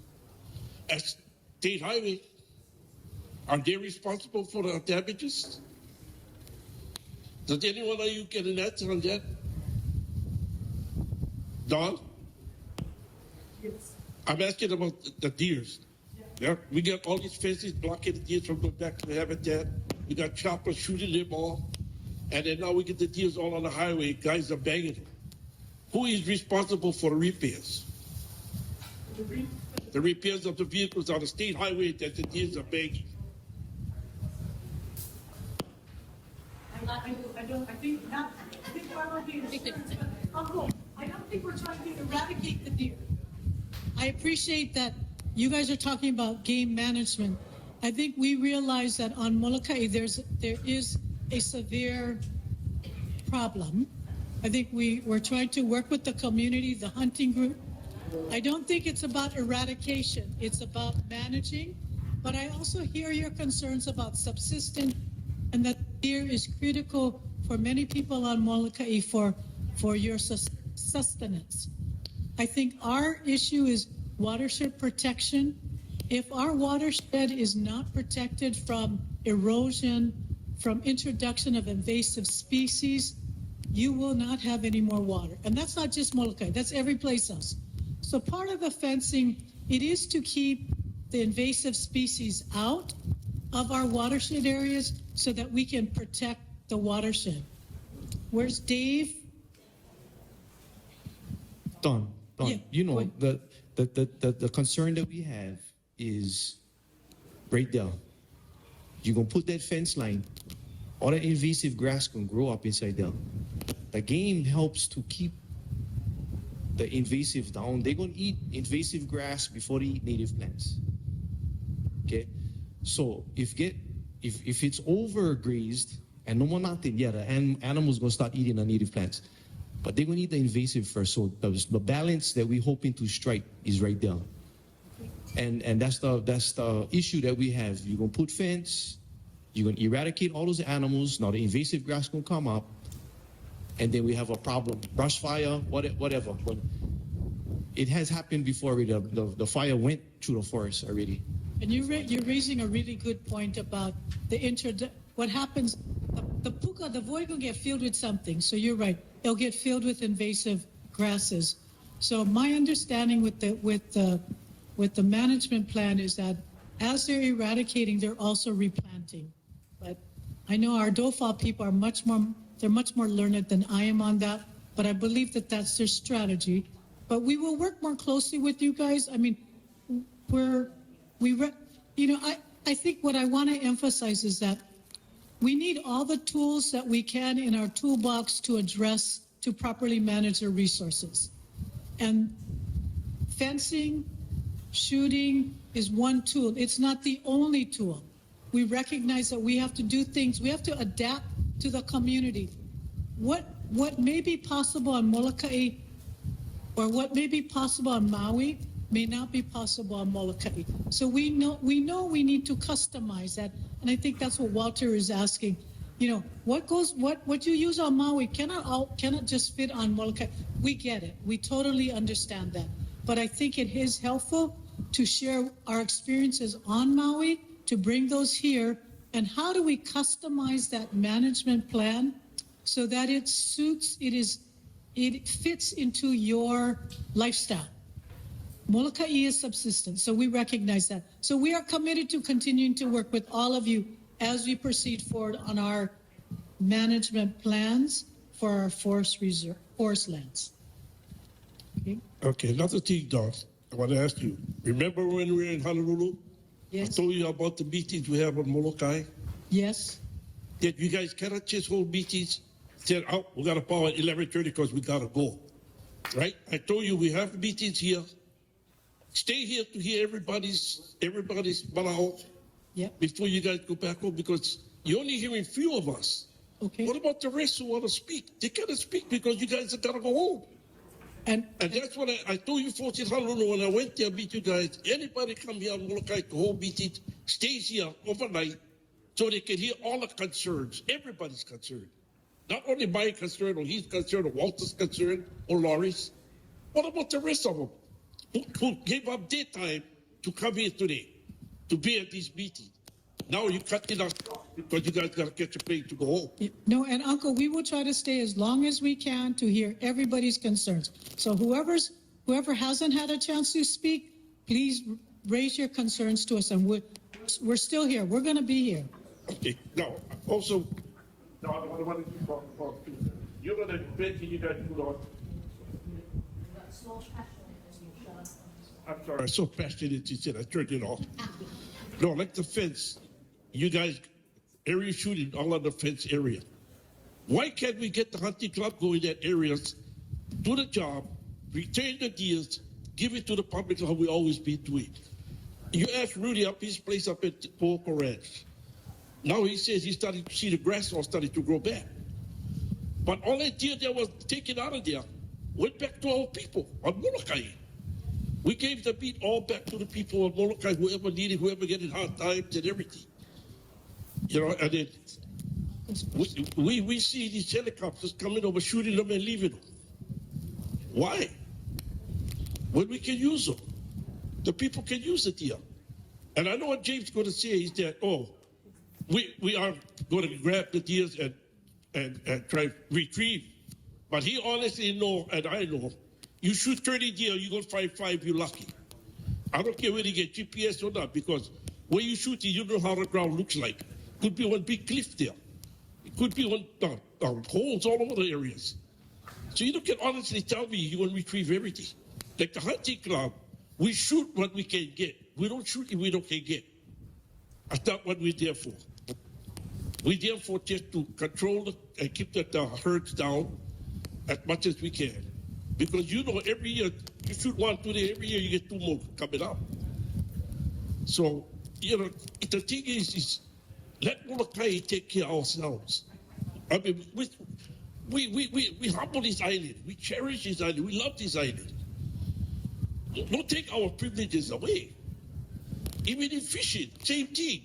You guys want to make more ruling. We get so much rules in there, I'm getting lost already. I'm really getting lost. Now you guys trying to say, oh, two this, two that. You know how far we got to go to get to Uhu? We only got one rep down here at Molokai. And we got to go 15 miles to talk to Uhu. And then come back next day, go 15 miles again for two more Uhu when we're having a party. I mean, let's be realistic. And cost of living today is unreal in Molokai. We're getting hard time. You know, you guys are supposed to be there to help us. You know, help us out.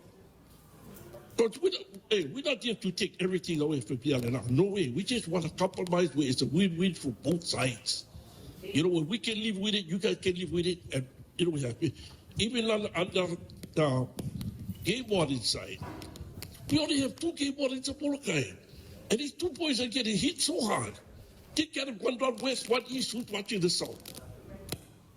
You know, they getting phone calls. Hey, oh, somebody up here doing this. The guy run up here, they do something else down there. And now we're trying to throw more rules for them and give them more job. It's not easy. I mean, I take my hat off to the head right there. Because this man must get probably one hour sleep a night because he gets so much things coming up. You know? And then we, except by helping, by solving the problem, by, hey, okay, Molokai, you guys, you think you guys can really handle it? Yes, with the help of you guys, we work together. Yes, we can. But just don't come in here and say, oh, we're going to fly choppers out this week, that way, that. Hey, I'm a hunter. I'm willing to go up there and hunt their deer and bring it back and give it back to the people. Give it back to the people that really need it. Our people. You know, James, you guys do that, James. Don't get me wrong, James. You know, even you, Don. But you have to have a compromise. To, you know, we have to have a thing where we all can agree with and live with.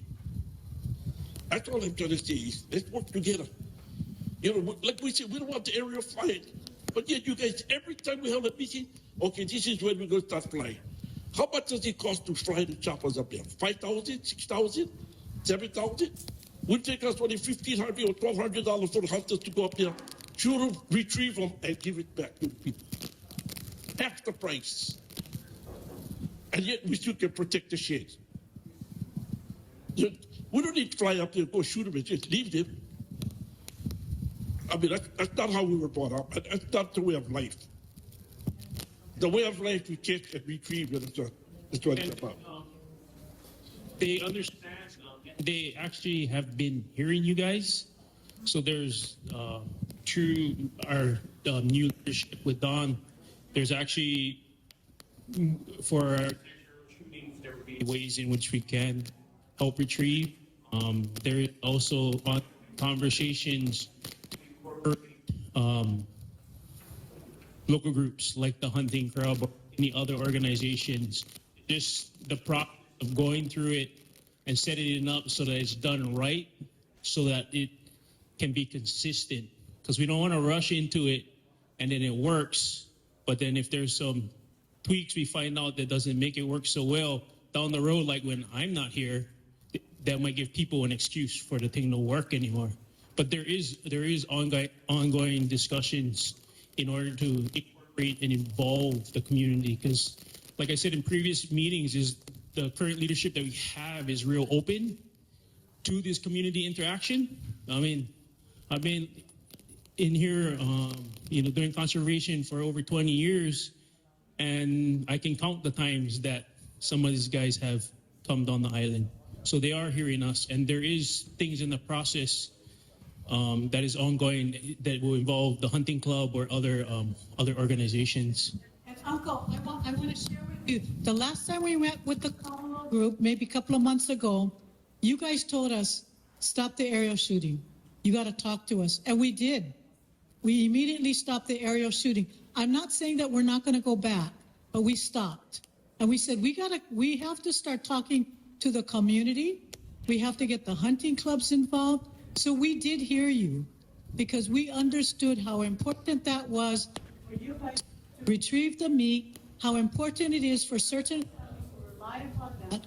So I felt, and we all agreed, all of us at DOFA agreed, we're going to stop the hunting. I mean, watershed protection is worried that we're waiting too, but we said stop the hunting. So the community is here, we hear you, we're trying to work and trying to address, find exactly what you're saying, Uncle. What's the compromise? How can we honor and respect your practices, but yet still at the meantime manage this resource? Because our resource is not only, I mean, it is the invasive plants, the species, watershed protection. So we recognize what happens up Maka. If we don't manage the erosion up Maka, you're going to continue to get the sedimentation. And like Uncle over here talked about, the stories of Kamalo will be only that, will only be stories. So we are trying our best to control Maka so that your we minimize the sedimentation. So we don't have to have fishing restrictions. We don't have to prohibit you guys from doing that. But we need a little bit of time, and we need to work with you. I totally get it. We got to work with you. You're right. You're right. I have a solution. So I know Dave, you mentioned in his presentation about, you know, fish and game, yeah, and then you have this birds and fence conservation, whatever you like call them, and sometimes they conflict. And they try to keep the balance, but right now it's out of balance because it's only birds and fencing. So my solution, yeah, is for DOFA to go back to what they originally started off with and stick to the mission plan or the mission statement in regards to promoting hunting. If they was to do more hunting programs, and also, I mean, the hunting club is awesome, okay? But I also want to address that there's more hunters on the island that is not part of the hunting club. So it's not just a hunting club. You get hunters all over the island. We also have an archery club, which I'm a part of. So promotion, coming back to refocus on promoting game management and the hunting program that can help strike that balance. Yeah. So I want to emphasize, the fencing isn't just to protect birds. The fencing is to protect our watershed. It is to ensure that there's safe, clean drinking water. Birds, invasive, endangered plants and birds, yes, that is a really critical, because that's a cultural consideration. But our primary concern about protecting the water, protect the fencing, is to protect the watershed. It's to ensure that each island, each community gets safe drinking water. That's really our, but you raised a really good point about the hunting. We are, James, Justin, they recognize we got to work in partnership. The hunters are critical, especially on Molokai, where you got subsistence hunters. Sorry, more people hunt over here than any place else. So we recognize we got to work with you guys. It is not all or nothing. It is, as Uncle, as you say, well, it's how do we find that compromise? How do we utilize our tools and you guys, you know, what you need, you rely upon this as food, fish and meat. So rather than waste, we don't want it to be for whole, rather than waste, how do we work with it? So we are trying our best. Sometimes we may not always get it right, but I assure you, we have heard your concerns and we are trying our best to adapt our processes to recognize traditional customer practices, subsistence, especially on Molokai. I assure you, we are really trying our best to recognize that balance. Give us, be patient with us. Before I ask you that question, we get quite a few more people who like ask. Officially, our agenda said that we was going to be finished by now to closing comments and then leave. But Donna said that they're willing for stay a little while more. And so we can stay in a circle. Those of you who want to stay can stay. Those of you who have to go can go. So I'm going to make this question really quick. gone to that side of, and the girls been waiting all day. That's the question. Okay, Don, this is, maybe you can help us out with this. The canoe races, okay? We have escort boats come to Molokai. We get 100 entries, we get 100 escort boats, and they come in here and fish. Well, they're already getting paid by the clubs. And they come in here and they fish it. And now you guys making rules for us over here, what we can catch and what. How do we stop them guys from doing it? I have nothing against the canoe race now. The canoe race is fine. But we get one man paddleboard, we get one man kayak, we get two man kayak, and all they need escort boats. And they all come in here and fish in Molokai.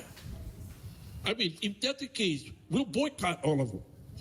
I have nothing against them, but if the escort boats are coming here to escort a club, then the club are responsible for that boat to make sure they're not fishing. If they got caught fishing, that crew is automatically disqualified.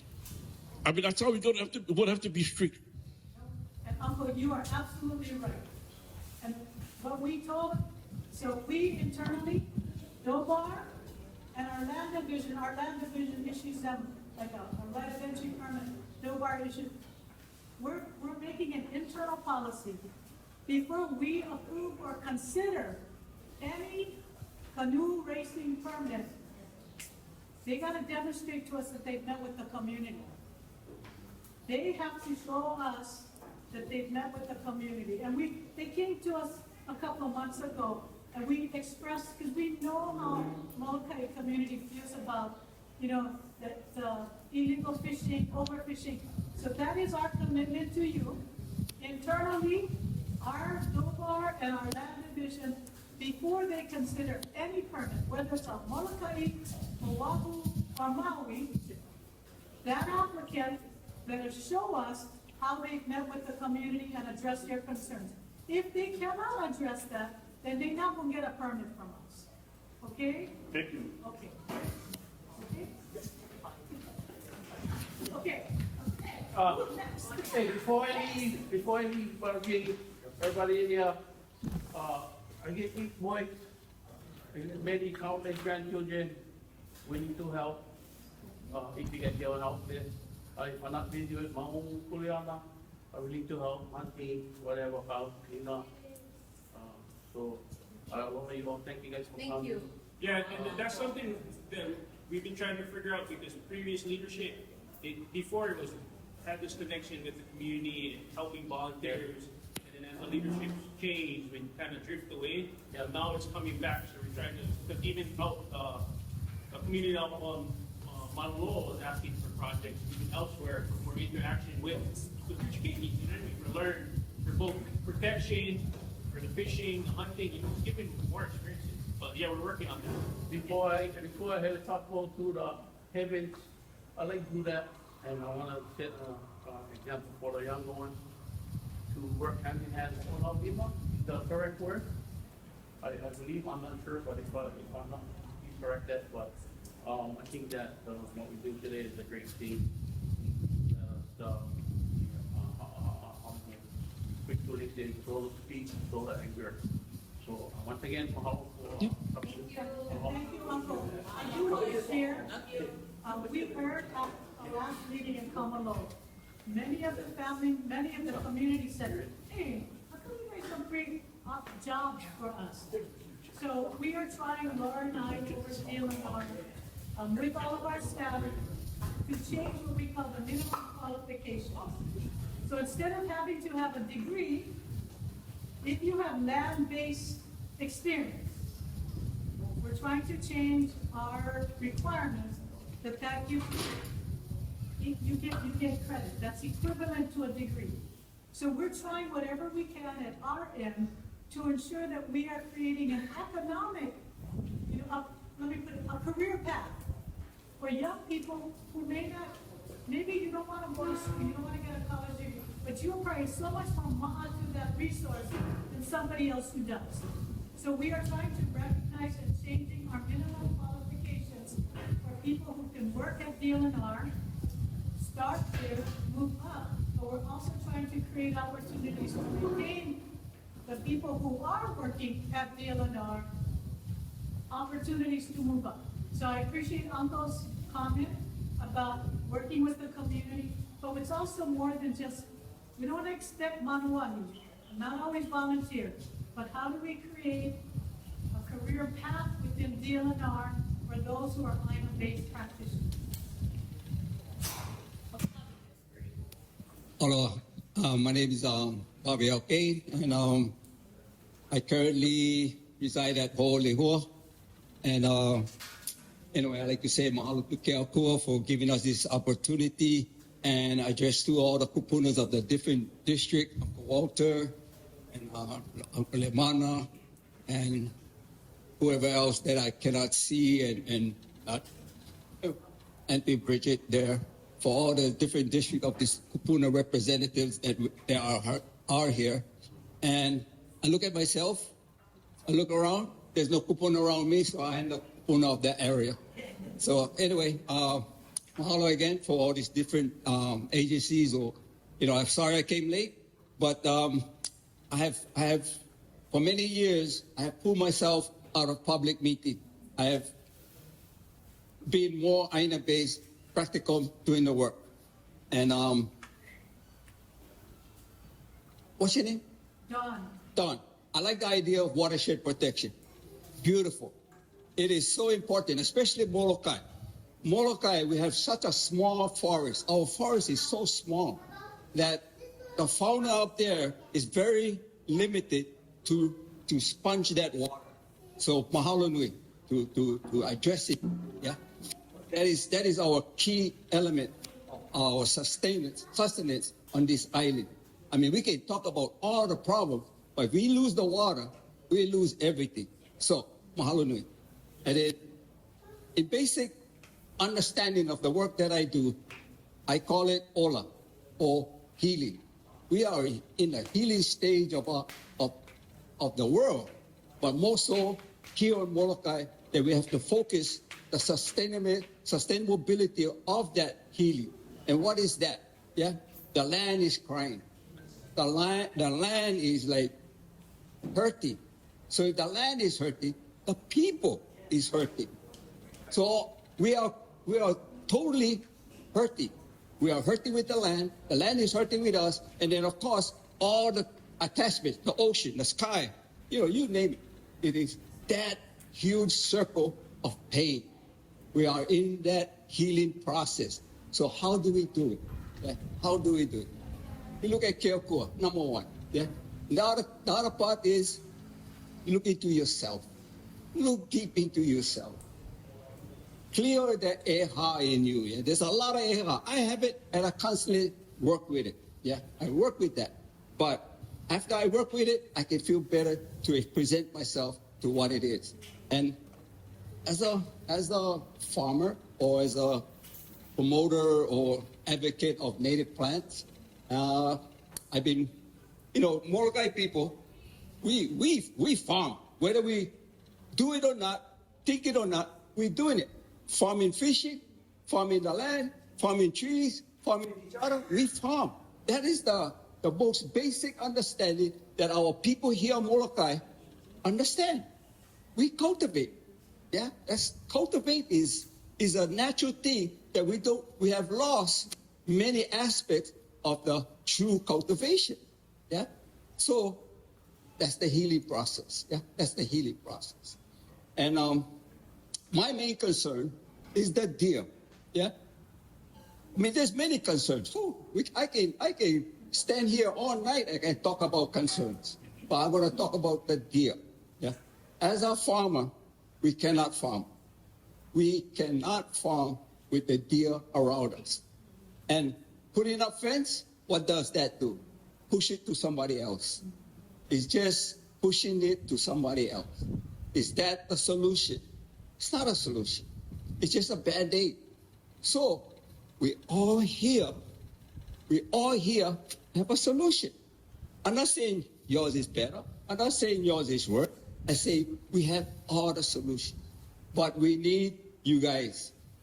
We need the department, the state. We need the feds. We need the county. We need everybody. Yeah? And especially us guys. We need us guys. And we know each other. That's the beauty of it. Yeah? We may be far apart, we know each other. So even though I don't like you, I still going to talk to you. But you know that, I know that. I love everybody. But anyway, so, dear, yeah, you know, I have my solution. I say my solution to the time of working the island. Yeah, that's the solution I think of. Yeah, I gather native seeds. I go up to the forest. I see what's going on. I plant native plants. I see how they react. I haven't hunted and fished like I used to. Maybe in the last 10 years, I can count on my fingers how much time I fish, and I can even count on my fingers how much time I hunt. Because people hunt and they drop off meat, so I don't need hunt.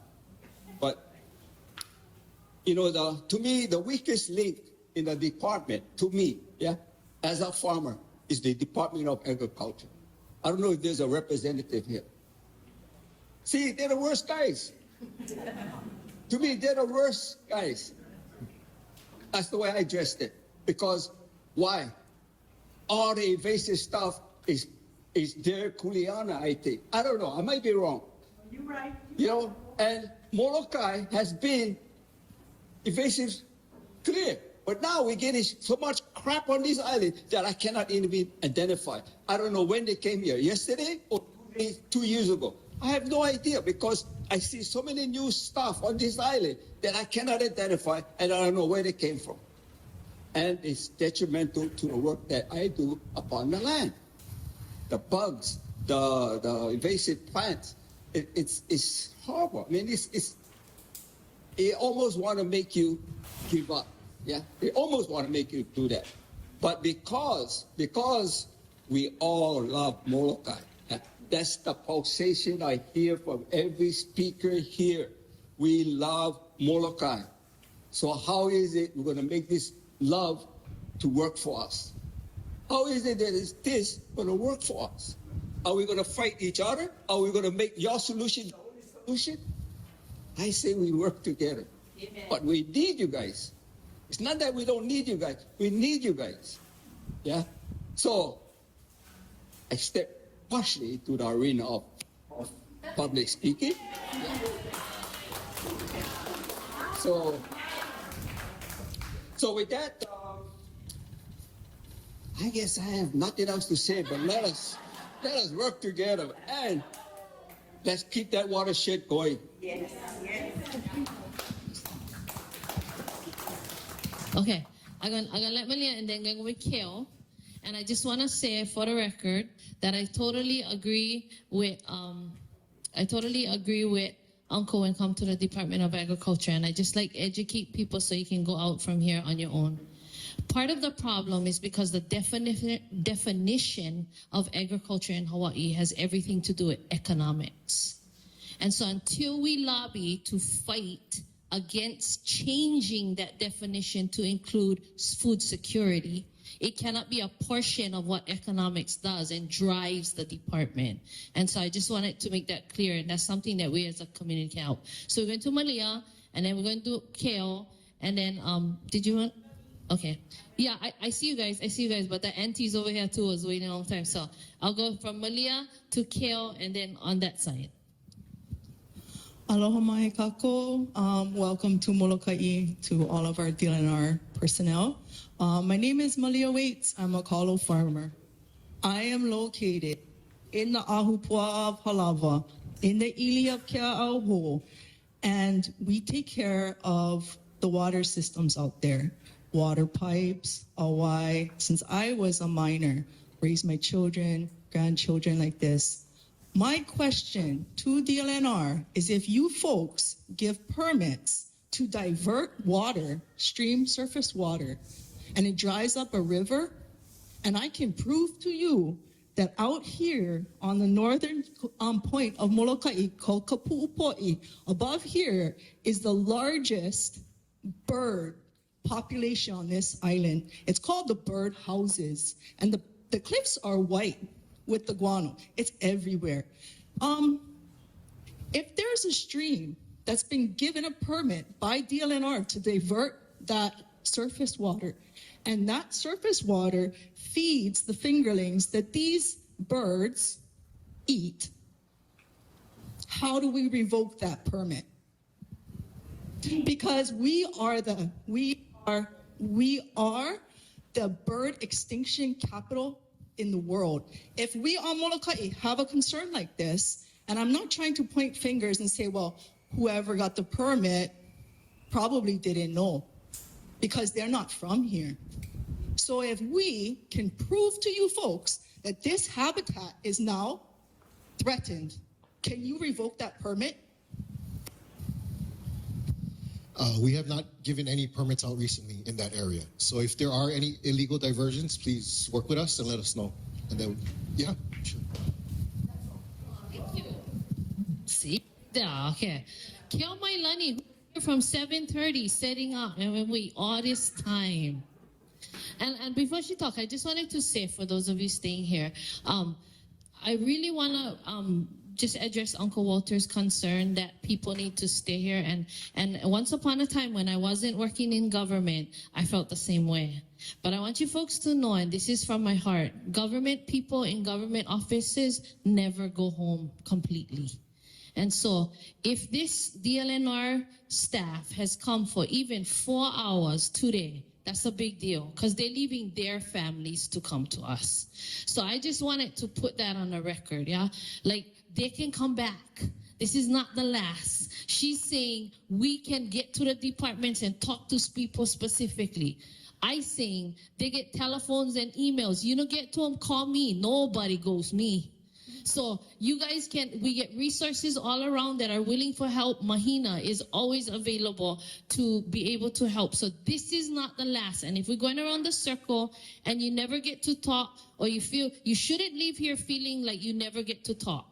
You can write it down on a note, you can email, you can do all that. And while I'm saying that, if all the department divisions can please offer your cards and your direct contact information to our community, that would really be helpful too. And I just wanted to address that, because I think there's this assumption that DLNR owes us something, or departments owe us something. That's not the way the system works. The way the system works the best is that we work together, like Uncle Bobby said, to come together, because they cannot do it without us and we cannot do it without them. Or we can, but then we're going to be in court. Okay? Mahalo, Jan. Yes, it's always a kako effort. So I'm going to be a little bit brief, even though I any stuff to say. However, I stand here today to talk on behalf of the Molokai Island Burial Council. So I'm the Molokai Island Burial Council Chair and East Molokai representative. Currently, I am in a holdover status at the moment. There is some bureaucracy and red tape that has prevented us to Holomua forward and continue the work we need to do. So my name is Kelmailani Hanapi Hirata. I come from the Ahupua of Ahaino. Don Chang.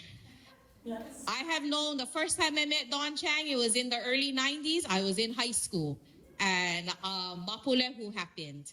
And all of us in Mana'e, we were all, whether we were kikis, opios, adults, kupuna, no matter what we was, we all had to go and stand on the front lines to Awamo Kuliana and Mapulehu.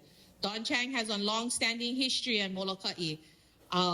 Some people may disagree with me if she should be in the chair she's in now or not. To me, it doesn't matter. It's not about dividing our people. It's not about who's right, who's wrong, who's on what sides. We show up, we do the work, and we come together. It's a kako thing. So, in regards to, and then on a personal note, Don Chang and my parents, she has helped them over the years in Ahaino. And till today, she likes to tell me, she always references my dad's native rights case. But anyway, so I want to talk about briefly and share real fast about Mapulehu. We are in 2023. We are over 30 years into still having to find some way to malama our kupunas and tutus who have been desecrated in Mapulehu. The land has been able to be sold numerous times since the 90s. More kupunas keep coming up. Their EV keeps coming up. Each new landowner get a new plan they want to do for development. We are now at one point where we have a landowner, which is the County of Maui, who is willing to work with us, who is willing to work with all the recognized lineal and cultural descendants, work with our islands community to come up with an awesome burial management plan, preservation plan, whatever it is. The holdup is DLNR State Historic Preservation Office. And so when I heard that you were going to be the chair, I smiled because in my mind, I was like, I see this coming full circle. I hope during your administration that we can actually put our kupunas and tutus to rest in Mapulehu. They deserve that. Uncle Lemana, he is one recognized descendant, a lineal descendant. He was there on the front lines. Uncle Walter Riddy was there. Uncle Bobby Alkane was there. A lot of us were there when it first started, and they're still there till today. And nothing has been done. If you didn't know it, not one burial management plan has been done, no preservation plans, nothing has been done. It's like as if and to tell you the truth, the records from what happened over the 30 years have been misplaced, and they're no longer in SHP. They're not even in you guys' archives. There's a lot of things that are, when we try to figure out and put pieces together, a lot of the records are gone. But I hope that under your administration and during this time that you're there, we can do what we need to do. Like I said, the County of Maui, even Mahina Poi Poi, our representative who is here, Jantel, Keani Rollins, they helped us to facilitate monies to hire an archaeology firm for Maui. And they have consultants that are now working with the recognized descendants, lineal and cultural descendants, to come up with the plans that need to be done. The problem now is getting the Molokai Island Burial Council to not be inactive. I was just told in May that we no longer have quorum. And so here we are. It's like another roadblock. We keep getting roadblocks and barriers, and I'm not going to let that happen. No matter what, we're not going to let that happen anymore.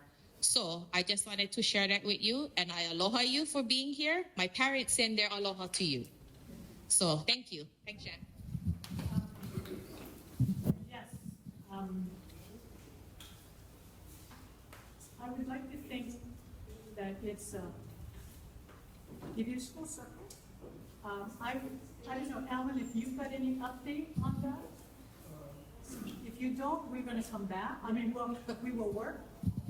So I guess my first update is we spent the last week trying to get information on who has applied from the Governor's Boards and Commissions Office.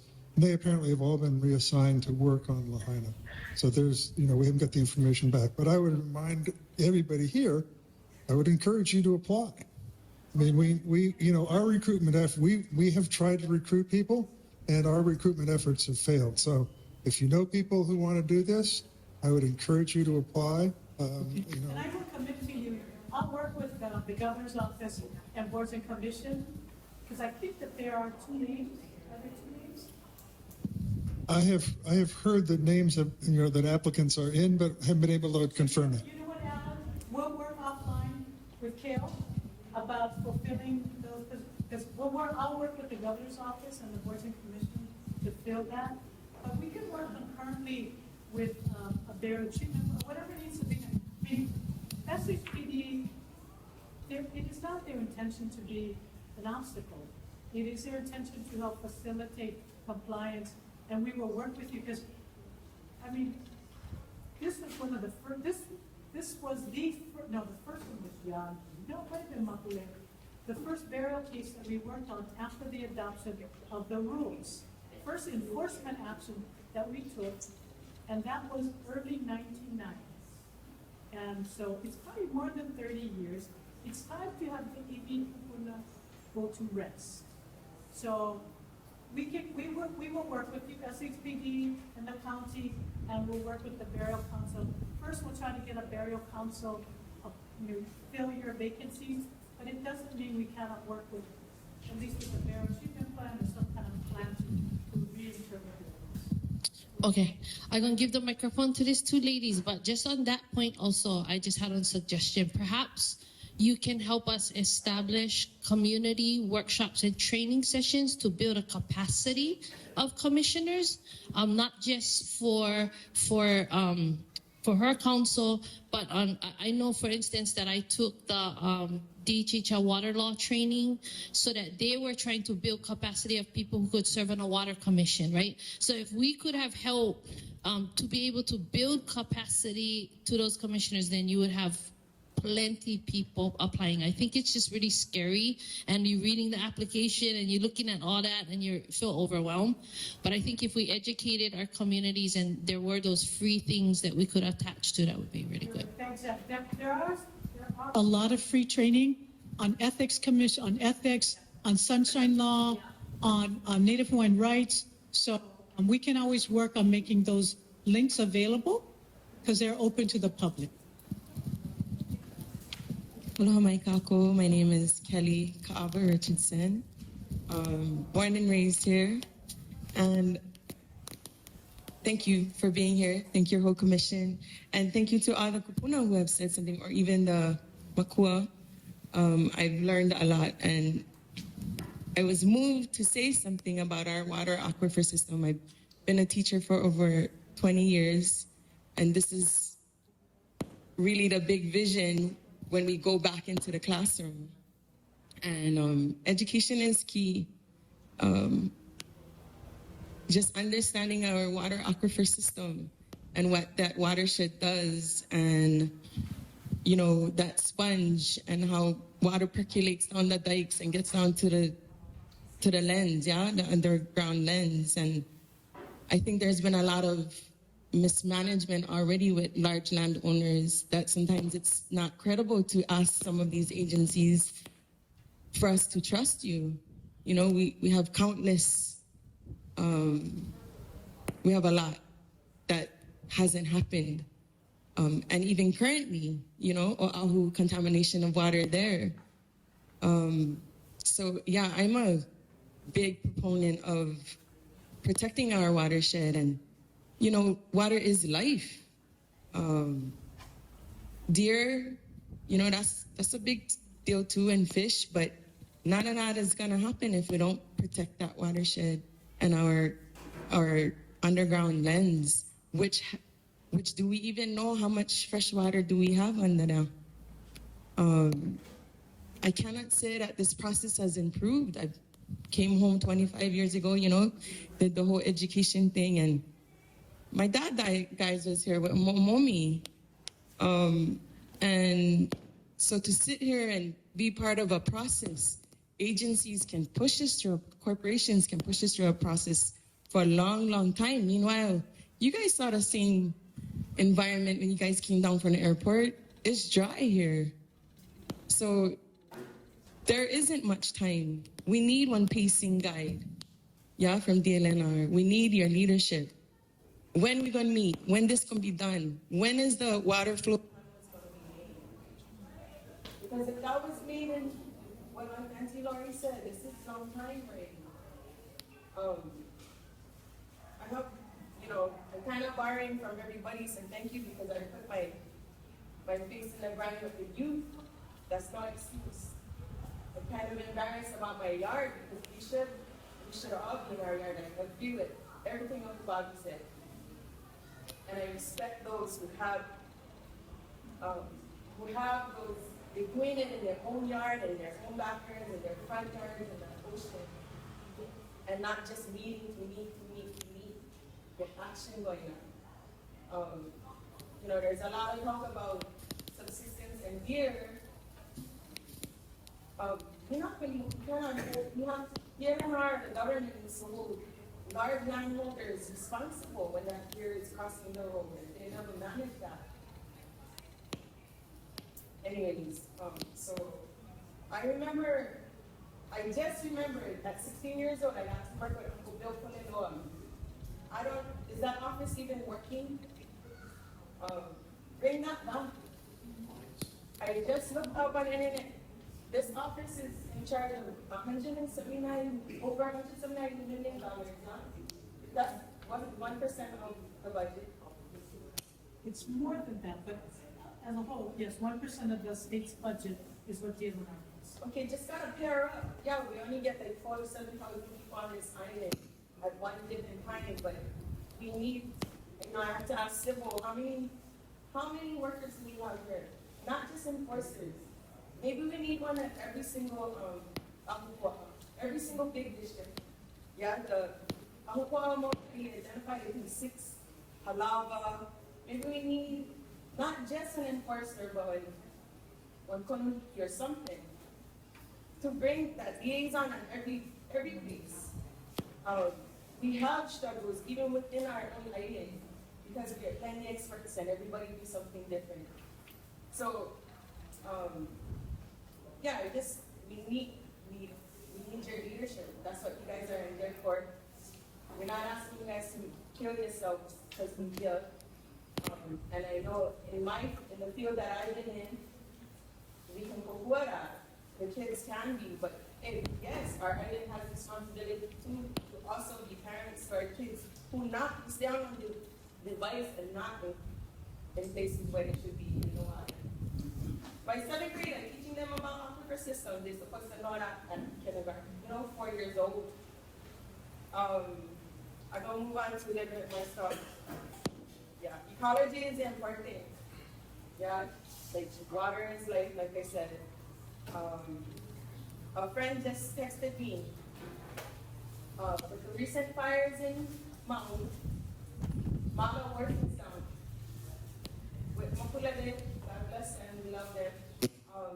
It's a lifeline for a lot of local Maui residents for supplies, for seeing family.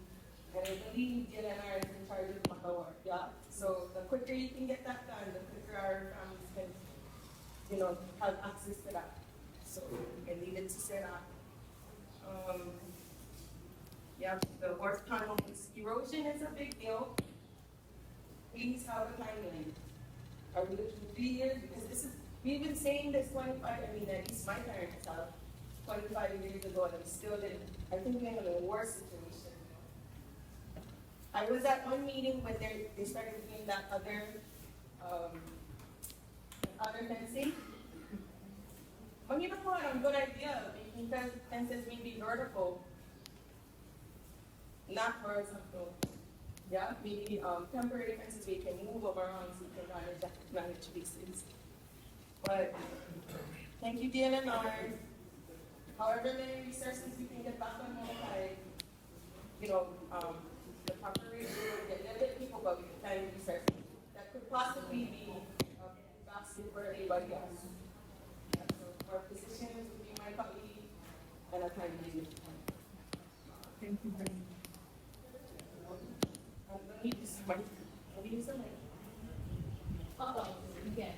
Okay, I'm gonna try to catch the fastest one, and I hope I can catch through my summary of the other video. Hello, my name is Civil on behalf of myself. There we go. So the Palau guy is outside with him. Larry, I can wait for you. Of conveyance. I totally agree with Auntie Laurie. I went there 2 weeks ago at 3 o'clock p.m. They locked the door on me. I flew twice to Honolulu. And I even told the lady, this is my second time in front of you, and you're still telling me that I got to read HRS something. And I just missed a couple of initials, and I got to run back to the bank and run back, and I only get 15 minutes. By the time I walk back over there, the door was locked. I went bang on them because I wasn't going to come back the third time and waste my money to try to get pepper was really needed for my ohana to get into the Bureau of Conveyance. So mahalo, Auntie Laurie, for bringing that up. Okay, Palau State Park still talking.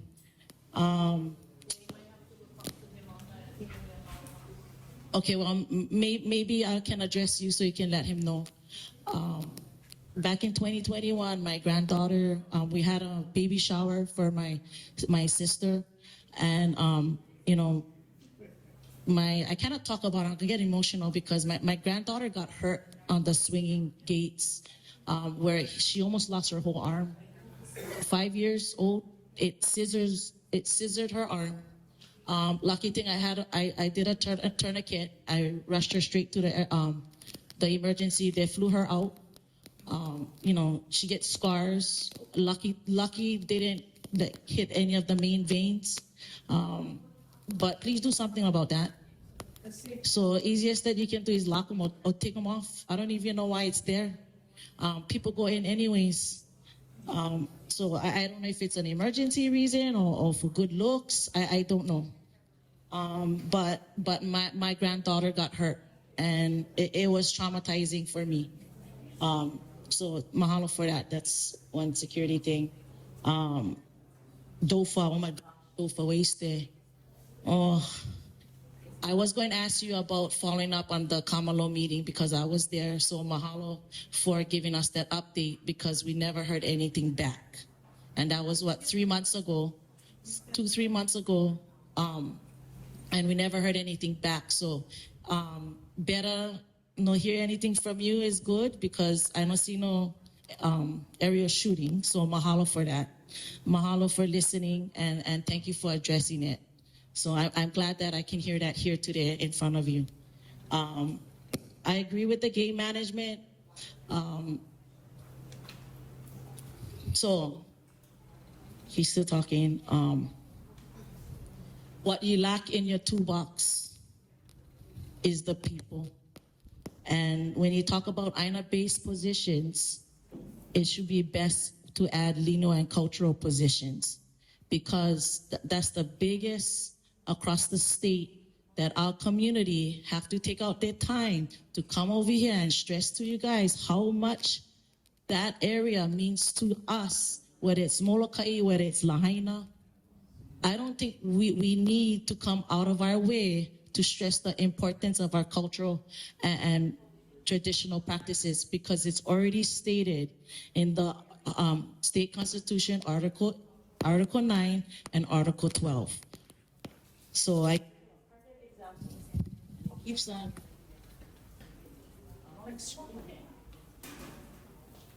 because SeaWorld. So 2018, one of my houses got burned in Lahaina. My son barely left. Barely made it. He barely made it. The only thing that he chose to grab out of the clothes that was on him was his play box.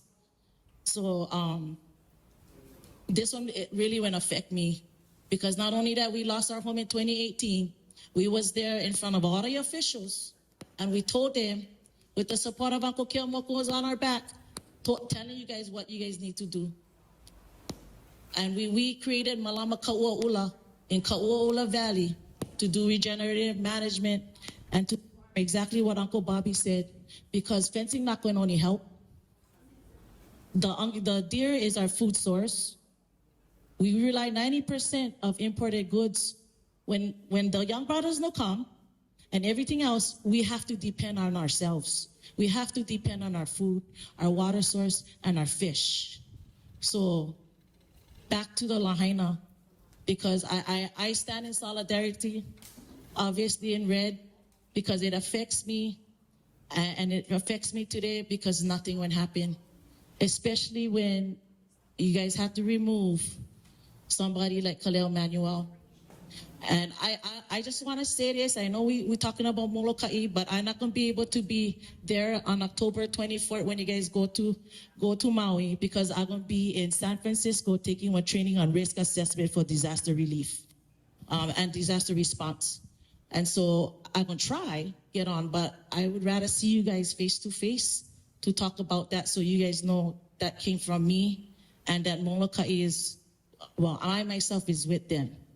And I just like put you an example on where your toolbox can start on the cultural positions, because before any projects can come, the application process, which I saw Peter Martin submitted for the USGS monitoring, which we asked for. Part of the application process, it directly asks you how or do you know anyone that would be affected within this area according to Title Section 9 and Section 12. And when your applicant has to put not applicable, that's one problem. But your staff still goes along with the permit application. And so when you want to be transparent, can you please, other than community outreach, make sure that they're really writing down on the application and not providing falsified information, because they know we exist. Because your PowerPoint presentation that your guys' staff made about Ka'ua'ula Valley, it tells me Kuleana land families exist. So you guys got to do a little bit more better job, because you know that we exist and we're here. Prior to COVID, I called Aaron up. I said, you guys gonna put this monitoring system, since you never put us in a permit application, we want to be there. Because of COVID, we could never show up, and they did them anyways. They did it anyways. So that's where you can start in your toolbox. The other toolbox that you should have, well, that is the reason why that you have to have cultural and lineal position. Aina Base is one, and Native Hawaiians is another.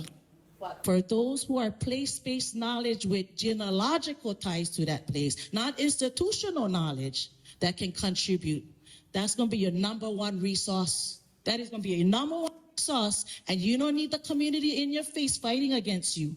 Because guess what? Sit on the table. So that's why we work very hard.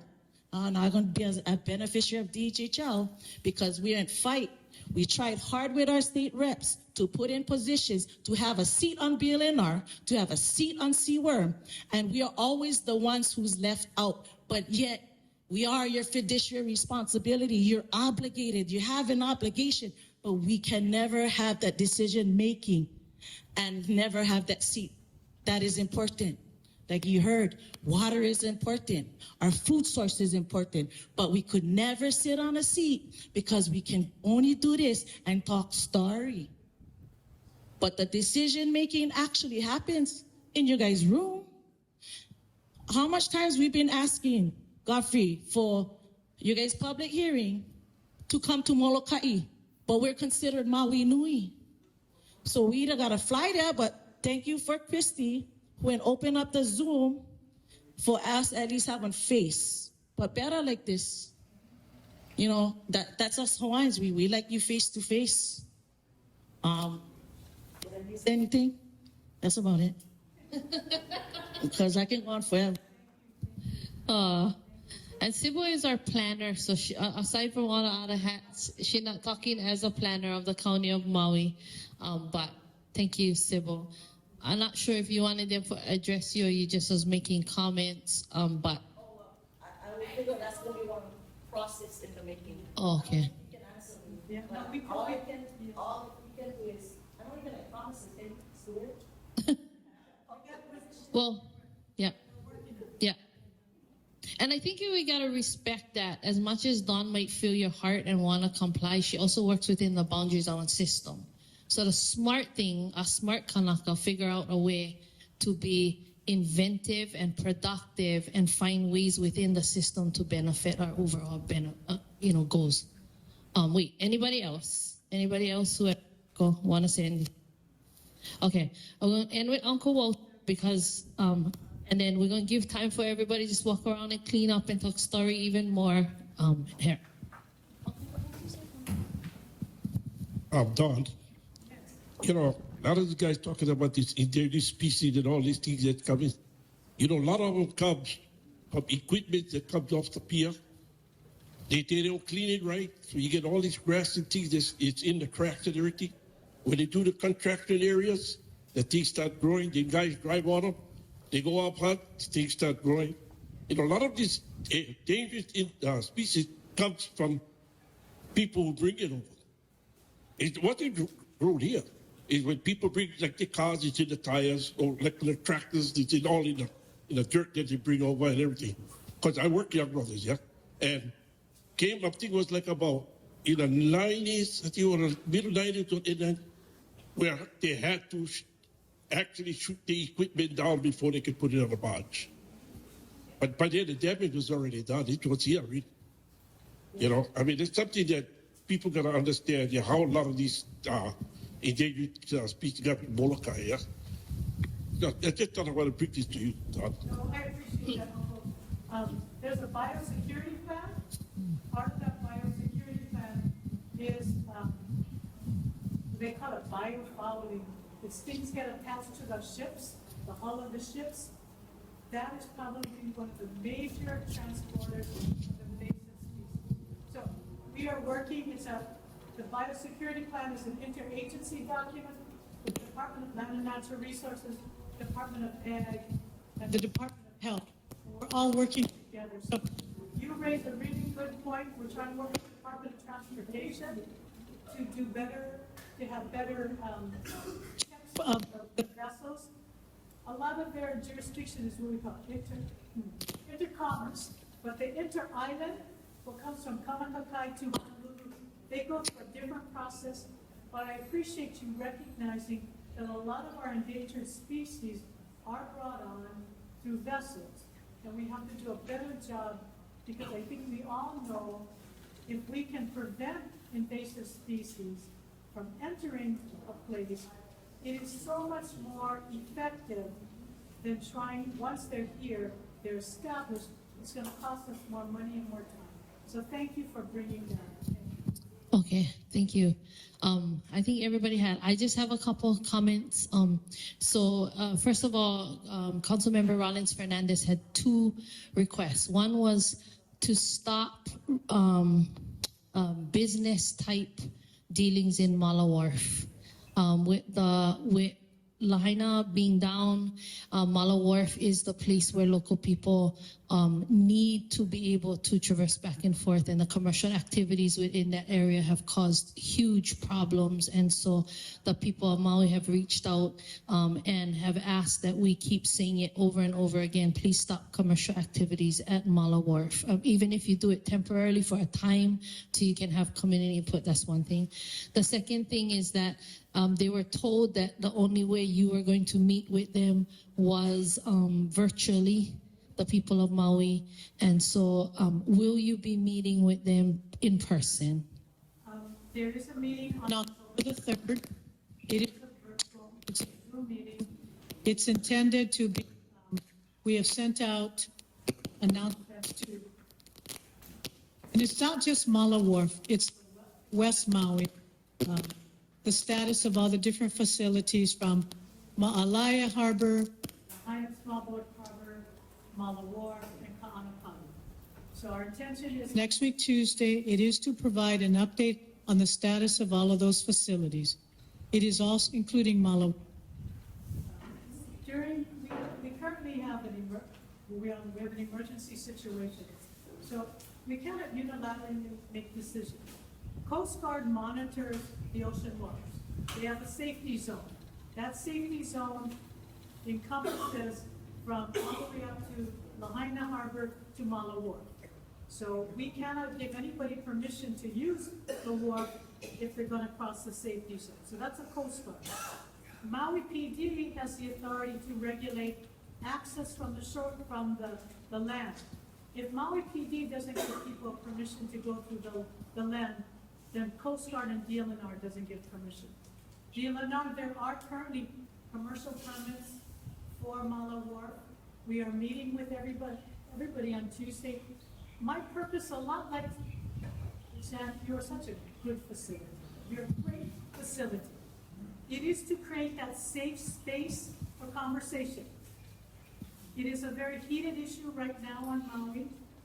So we scheduled this meeting last week. It is much too difficult for us to change it from a Zoom to an in-person meeting. One is trying to find the facilities. It's also trying to be respectful to that community. This is a very contentious issue. The intention of the Tuesday meeting is information. So we recognize that there's conflicting uses of various art facilities, especially Mala Wharf.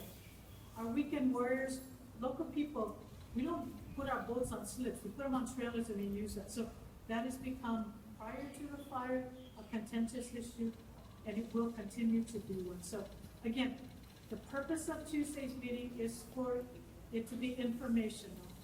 My intention is to have the commercial people hear the concerns of the community in a safe space. Nobody yelling at each other. It is also for the community people to hear the realities of these commercial operators in a safe space without yelling. So that is one of the benefits of Zoom. It doesn't mean that we're only going to have Zoom meetings. We recognize that we will have to go back out there, but we need to hear from the community, all of the users, before decisions are made by either Coast Guard, the County of Maui, or DLNR. So that's really the purpose of the meeting on Tuesday. So I know many people are disappointed that we're keeping it by virtual, but that is my intention. It is to ensure that there's a safe space for good information to get out, and to provide DLNR, U.S. Coast Guard, and the County of Maui to hear everybody's concerns without the emotion.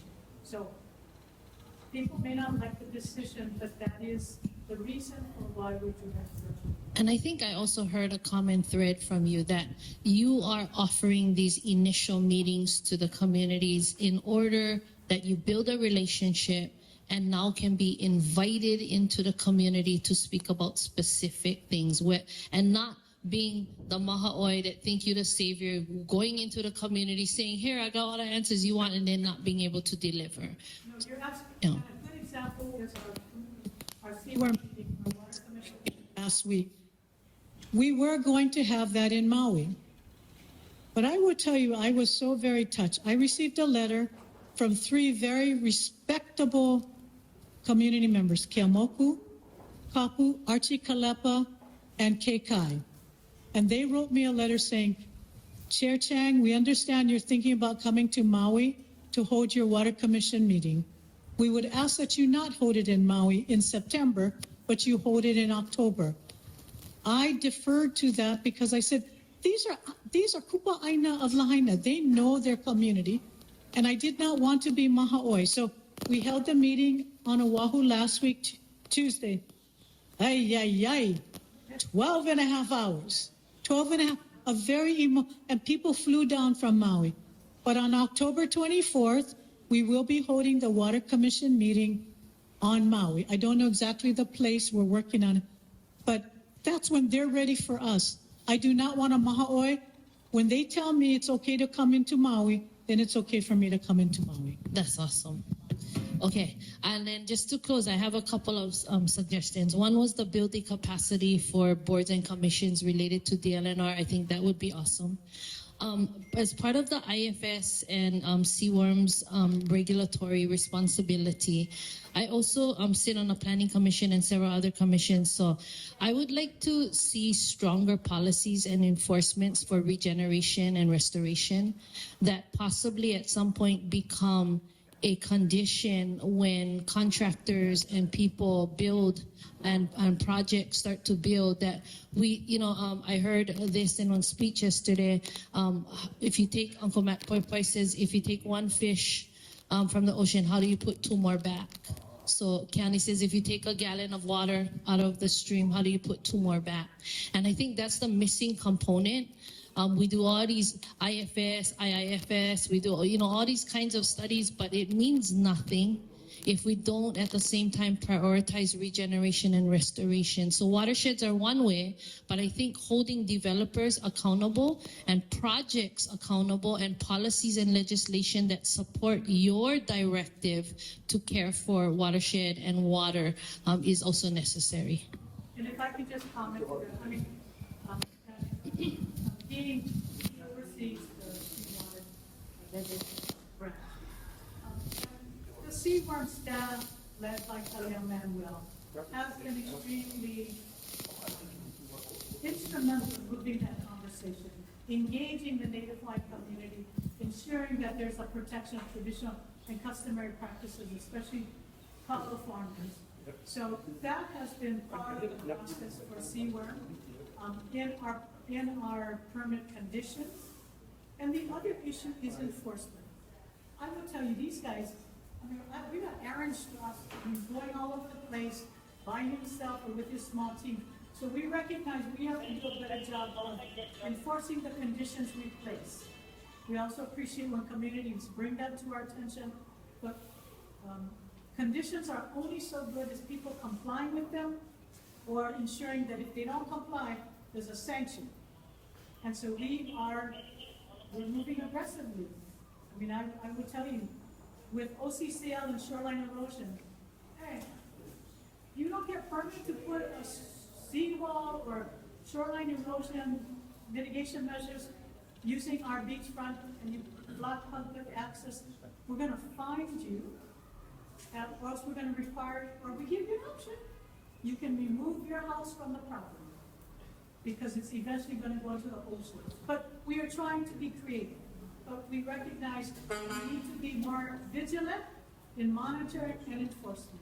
So be patient with us, we are trying our best. Okay. And then state historic preservation. Sitting on the commission, a lot of times when the planning department sends you a review for a project, it'll come back with one of two statements, or actually three. Yes, you can go ahead with the process. No, we recommend a denial. But and then the third one is, this place has either been already desecrated and damage done, so we have no comment.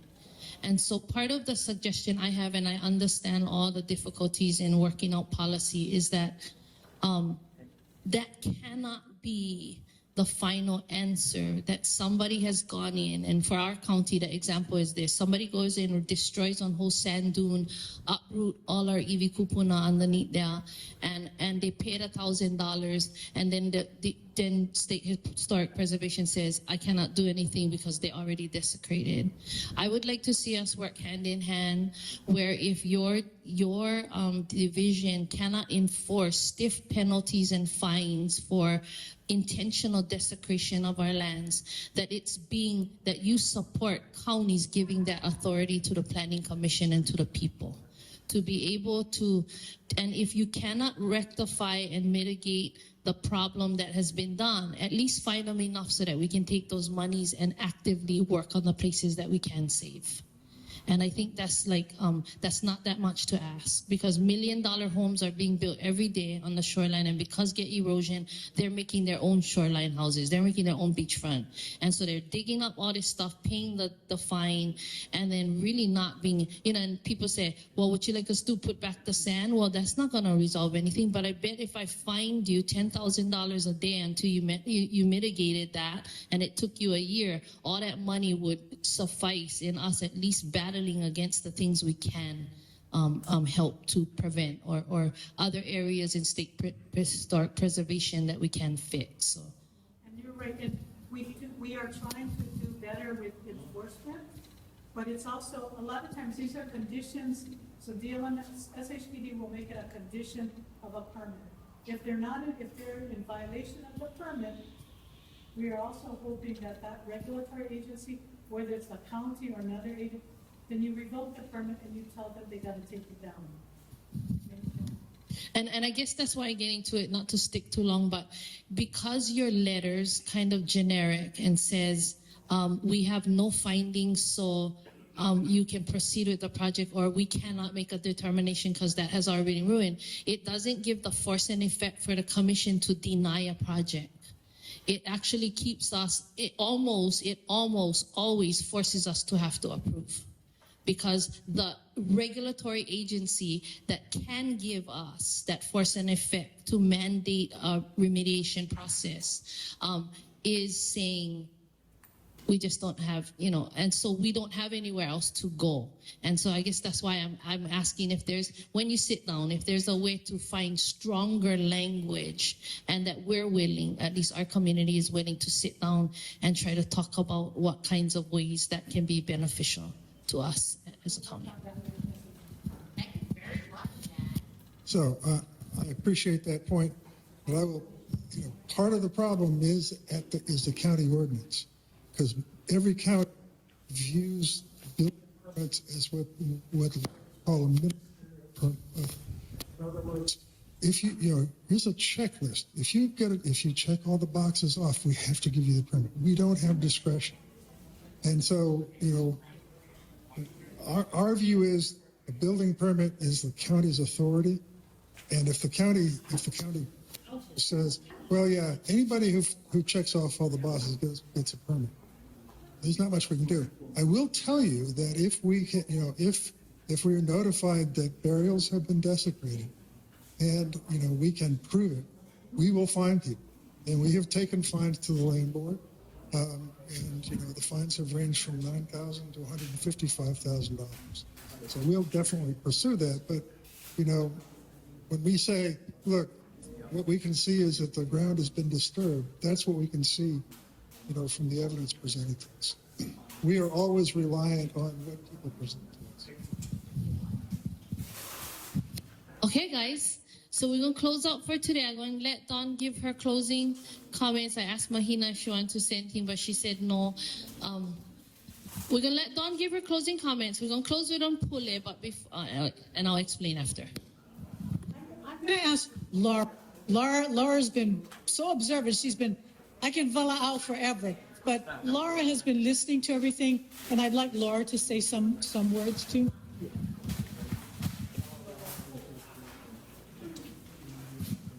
Okay, thanks. Maybe what I share is just our commitments to you folks. So one commitment, I have been taking notes, and we will post a summary of our notes on our website, and then we will email. If your email is legible, that's the only condition. If we cannot read it, we cannot email you. So maybe check your handwriting at the door before you go. But if you have a legible email, then we'll email you just to tell you, oh, it's up on our website, and we'll send a group email with the link to our notes. And then I think I can see the wheels turning in the administrators' minds. So I think we will be grouping up internally within DLNR and assigning follow-up to our different administrators and staff, and between Don and I and Dean. And then I think some of the ideas we heard too might have the potential to lead to legislation. And so that's another avenue of follow-up that we'll be doing with Representative Poi Poi and Senator DeCoit and our council member Rollins. So I think that's it for our follow-up. Thank you. And then I also just want to address, somebody said, oh, why isn't, I think it was Curtis Crabb who said, why isn't Lynn here? So I just want, I want to, the DLNR staff was really thorough when they sat down with me to talk about a community meeting. And I specifically said, no politicians in the circle. I said that. And so I'm going to take responsibility for that, because this is not one point where we allow any of our elected officials. This wasn't meant for them to pitch us on what their idea was. This listening session was supposed to be community. And if you want, though, to talk to those people after this meeting, then I urge you to do so, and I can help you with that, to have face-to-face meetings with them. But I just want to be transparent in saying that I was the one who said no politicians in the circle. I don't like them have time. We're not going to introduce them. We're not going, because this is a community listening session. And I actually feel like we should have more of these, uninterrupted by politics and by anybody's personal views, but all of our hearts in this circle. So, okay. If everybody can just come in a circle, we're going to do something real fast. We're going to close it on Pule. But we was going to do this in the beginning, but I thought would be more effective and meaningful to do this at the end, so we all leave with one good feeling. Yes. On behalf of the Department of Land and Natural Resources, I really appreciate all of your courtesies to us. Zan, she was awesome. So thank you very much, Zan, for walking us through this and facilitating the conversation. But truly, on behalf of the Department of Land and Natural Resources, this being our first listening session, and I know I brought our administrators all here today because I want you to see the face to the name that you many times are receiving things from. But it is important for us. This leadership is really trying very hard to work with communities, not to work against you, but to work with you to make your place better, doing it your way. So again, on behalf of the department, thank you very much for hosting us and welcoming us here. We greatly appreciate the opportunity to share our mana'o with you and try our best to respond. Mahalo. Okay, so what we wanted to do, and we wanted to travel this, is give a moment of silence for two aloha in our warriors that have been instrumental in helping us